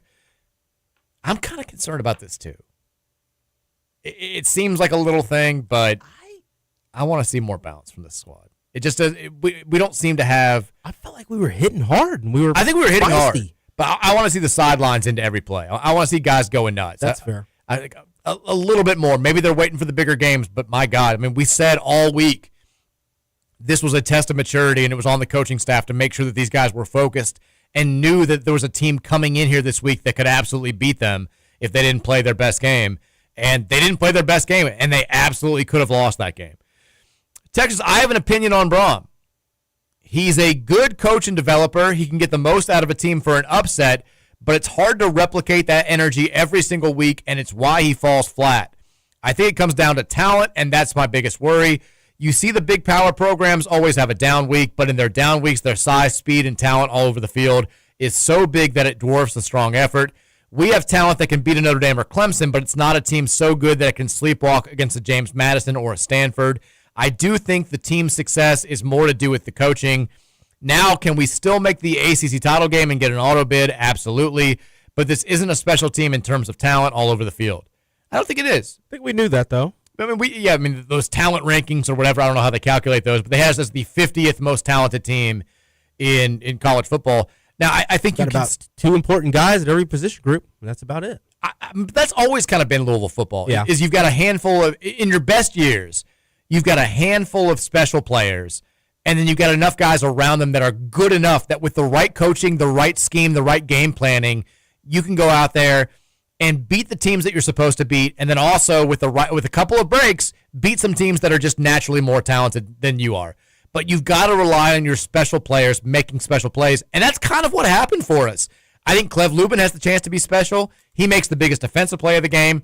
Isaac Brown, we know, is special. He makes the biggest offensive play of the game. Chris Bell can absolutely be an NFL wide receiver. He makes the other biggest play of the game on offense, and that's the difference right there. We had those three guys. They didn't. We win the game by 2 scores because of that. But is that sustainable for an entire season? Probably not. Little Dumper says, Mike, we got almost a 1-point safety. I know. In my fantasy football league with Fairdale, Dumper would have went crazy. I thought about this as I was watching the game live. Little Dumper texted on Friday and said they've got in their fantasy league, they've got a rule that you get 100 points if a 1-point safety ever happens, because it never has. And we almost saw it. The missed extra point, and then the dude laterals it back into his own end zone. What was he thinking? I know, and the guy... Van Hoy luckily had high IQ in that moment and knew to run out of the end zone. Brings it out and takes a knee. But I swear to God, I mean, I spent my Sunday night, the end of my weekend, thinking about the Little Dumper. First thing that goes through my mind is like, oh my God, Dumper's League almost went nuts. Dumper's League almost had a 100-point play. This is what the text line's done to me. Texas, why is Crawford writing about Pierce Clarkson's arrest? At what point will we not have to hear about the guy anymore? He was an overhyped prospect that barely saw the field and did nothing here. He's still a notable name here locally. It's like people who are like, why are we still talking about Rick Pitino? Because people are reading it. People don't write stories about things that other people aren't reading. I'm sure Eric's getting clicks from that. I'm sure. And it just shows that people care. Anytime people are like, why are you writing about Rick Pitino? Because people are reading it. Because people are still interested in it. It's still a subject that people care about. Texas says, I would have been in a bad mood too. Talking about you and your daughter. My oldest is 25 now. He played tackle football in the CSAA in the 3rd grade. I would have been in a bad mood too. There's 3 separate texts. So they made the move from tackle football from 5th to 3rd for starting. Sounds like several years ago. Texas, I just joined the show, so sorry if you've covered this. But for the love of God, if we don't just QB sneak on less than a yard, I'm going to lose my mind. We started doing it more late in the season last year with Tyler. And, I mean, the thing is, we got halfway through our games. Yeah, but when we went for it in the first, I feel like that was 4th and 2 or 4th and a very long 1.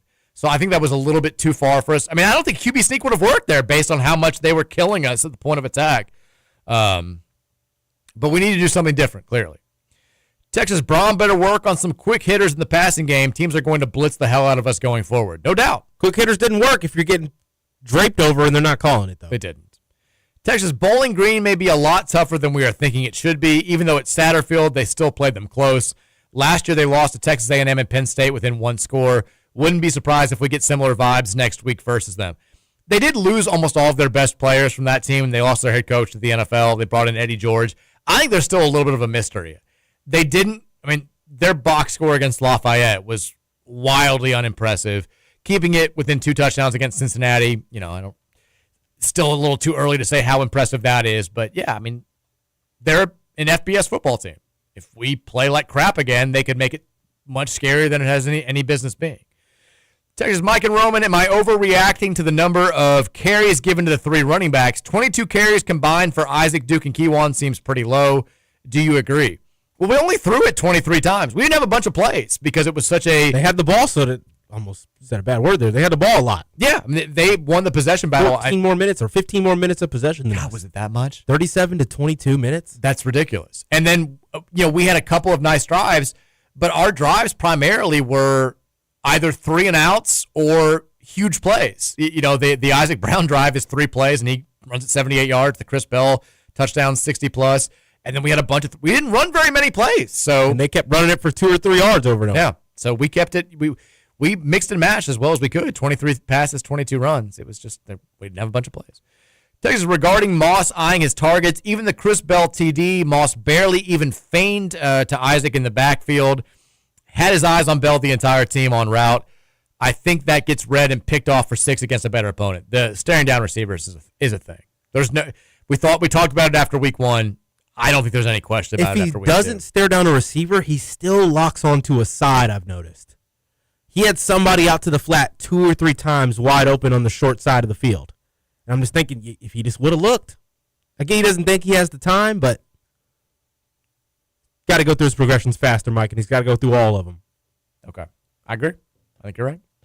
Texas Keith mentioned something about zone blocking and that JMU stunting may give the O-line problems. Could you ask him to elaborate more? It gave Rasheed Miller all kinds of problems, Mike. I don't know. I guess I'm just not good at watching games in person yet. Seeing it on TV, they were doing this thing where the person directly in front of Rasheed, that's who he thinks his man is, and then he doesn't press, and the linebacker comes flying in, and Rasheed had no idea it was coming every single time. Sorry, Rasheed, but that's what I noticed. You're not wrong. I mean, he had struggles last year. I was kind of surprised that he won the starting job outright, but he did. We're gonna have to get better, no question about it. God, I mean, we're at the 349 mark in the text line. 40 text. We're just not gonna get to him. I mean, Dalton can take some if he wants to. If he doesn't have to, that's fine too. Texture says, I don't care about dancing to Joker and the Thief while we're losing. It's the L. Ellis quote about talking trash as a 4-28 team. Okay, guys. I'm going to kick Roman off the show, and I'm going to cut the text line off completely if I see one more of these. We cannot do. There's no references to the Kenny Payne era that are allowed anymore. We don't do that unless you're joking. Texas, maybe the score being 6-7 at halftime was Brom telling us that Tay Kenny silently committed. He did cancel 2 visits. I think he was going to Texas and somewhere else. And he canceled Arkansas, thank you. And he canceled both those visits. I think we're going to get Tay Kenny. Or no, he canceled. Arkansas is the last one he has left. Okay, I was going to say Arkansas would be a bigger deal. The 2 schools that he canceled, I know were not schools that many people thought he was going to go to. I want to say it was Texas and Miami is the other one. Yep. We just got to get him out of that Arkansas visit and we'll be good. Yeah, agreed. Texas says, our O-line concerns me. Don't understand why we didn't see more of Keywan since he seems to be our power back and could have used him to wear down JMU's defensive front. I think Keywan needs to be RB2 at this time. I love Duke Watson, but we're replacing a speed back with another speed back. Duke has not gotten loose at all. Now, granted, he's had far fewer opportunities than Isaac, but he's... And nothing to the outside yet. Yeah, I mean, I don't know if it's just the blocking or if it's a little bit of him or if it's a little bit of both, but he's not gotten anything going. Texas Mike just wanted to say, suck it, go Pack, go. I mean, you people are just outrageous. Some Victory Monday, for God's sake. Texas, I think my biggest takeaway from the JMU game with all the comments before and after, it really speaks to how well the JMU coach made his team feel like they could come in and win, and they very well could have won. We need Brom to instill that kind of confidence in ourselves going forward because I think it makes a difference. Well, I think he does do a good job of that when we're playing teams that we're supposed to lose to, and James Madison was supposed to lose to us, so I don't like that coach's vibe. I don't like his whole deal. I get that he was good at getting his team ready to play. There's just something about him I don't like. Now the fan base wants him fired, too, by the way. Something about him, Mike. Seemed like he was mad he didn't have the pads on. Yeah, and the hair gel. He's too pretty. He kept spitting, too. 48. So much spitting. Text, look Titus Teague in the eyes, Mike, and say our team doesn't dance. Never forget. It's a great text. Titus Teague, Beef O'Brady's Bowl dance contest champion. Then there was a fight after it. Greatest moment in the history of Louisville postseason. No question about it. Texas, man, for our sake, I really hope JMU whoops Liberty this week. We need JMU. It would make, I think, all of us feel a lot better if JMU goes out there and has a great season. Texas, that was definitely that. We already read that. Texas says 60 seconds. Oh God, Texas JMU spent a massive amount of offseason about keying on Louisville and coming up with a game plan for this. For all intents and purposes, they executed almost as well as they could. We're just not going to be able to get to these texts. All right. I mean, apology. We have like literally 45 texts unread. We'll get to them. We love you for Sure, Dalton will texting get to in. him. And we read text for 2 straight hours. Tonight, Monday Night Football, Vikings, Bears, Minnesota 1.5 point favorite on the road. Who you got, Roman? This is one of my only toss-ups in the week. Give me the Bears with the new coordinator. I got the Bears winning. Ben Johnson, we saw how much he meant to the Lions. I don't know if he can be a head coach. The dude's an absolutely ridiculously good offensive coordinator. This is more about the Vikings to me, though. Chicago wins. Bears fans go nuts. They still go like 6-11 this year, but they're all predicting Super Bowl after it. All right, we got Mondays with Dalton Pence up here. Keep it locked right here. 90 more minutes. We'll see you tomorrow at 2:30. Go Cards. Go Cards. United Mechanical is your trusted partner for commercial and industrial HVAC, electrical, plumbing, and refrigeration needs. Call United Mechanical at 502-339-1133. Go Cards.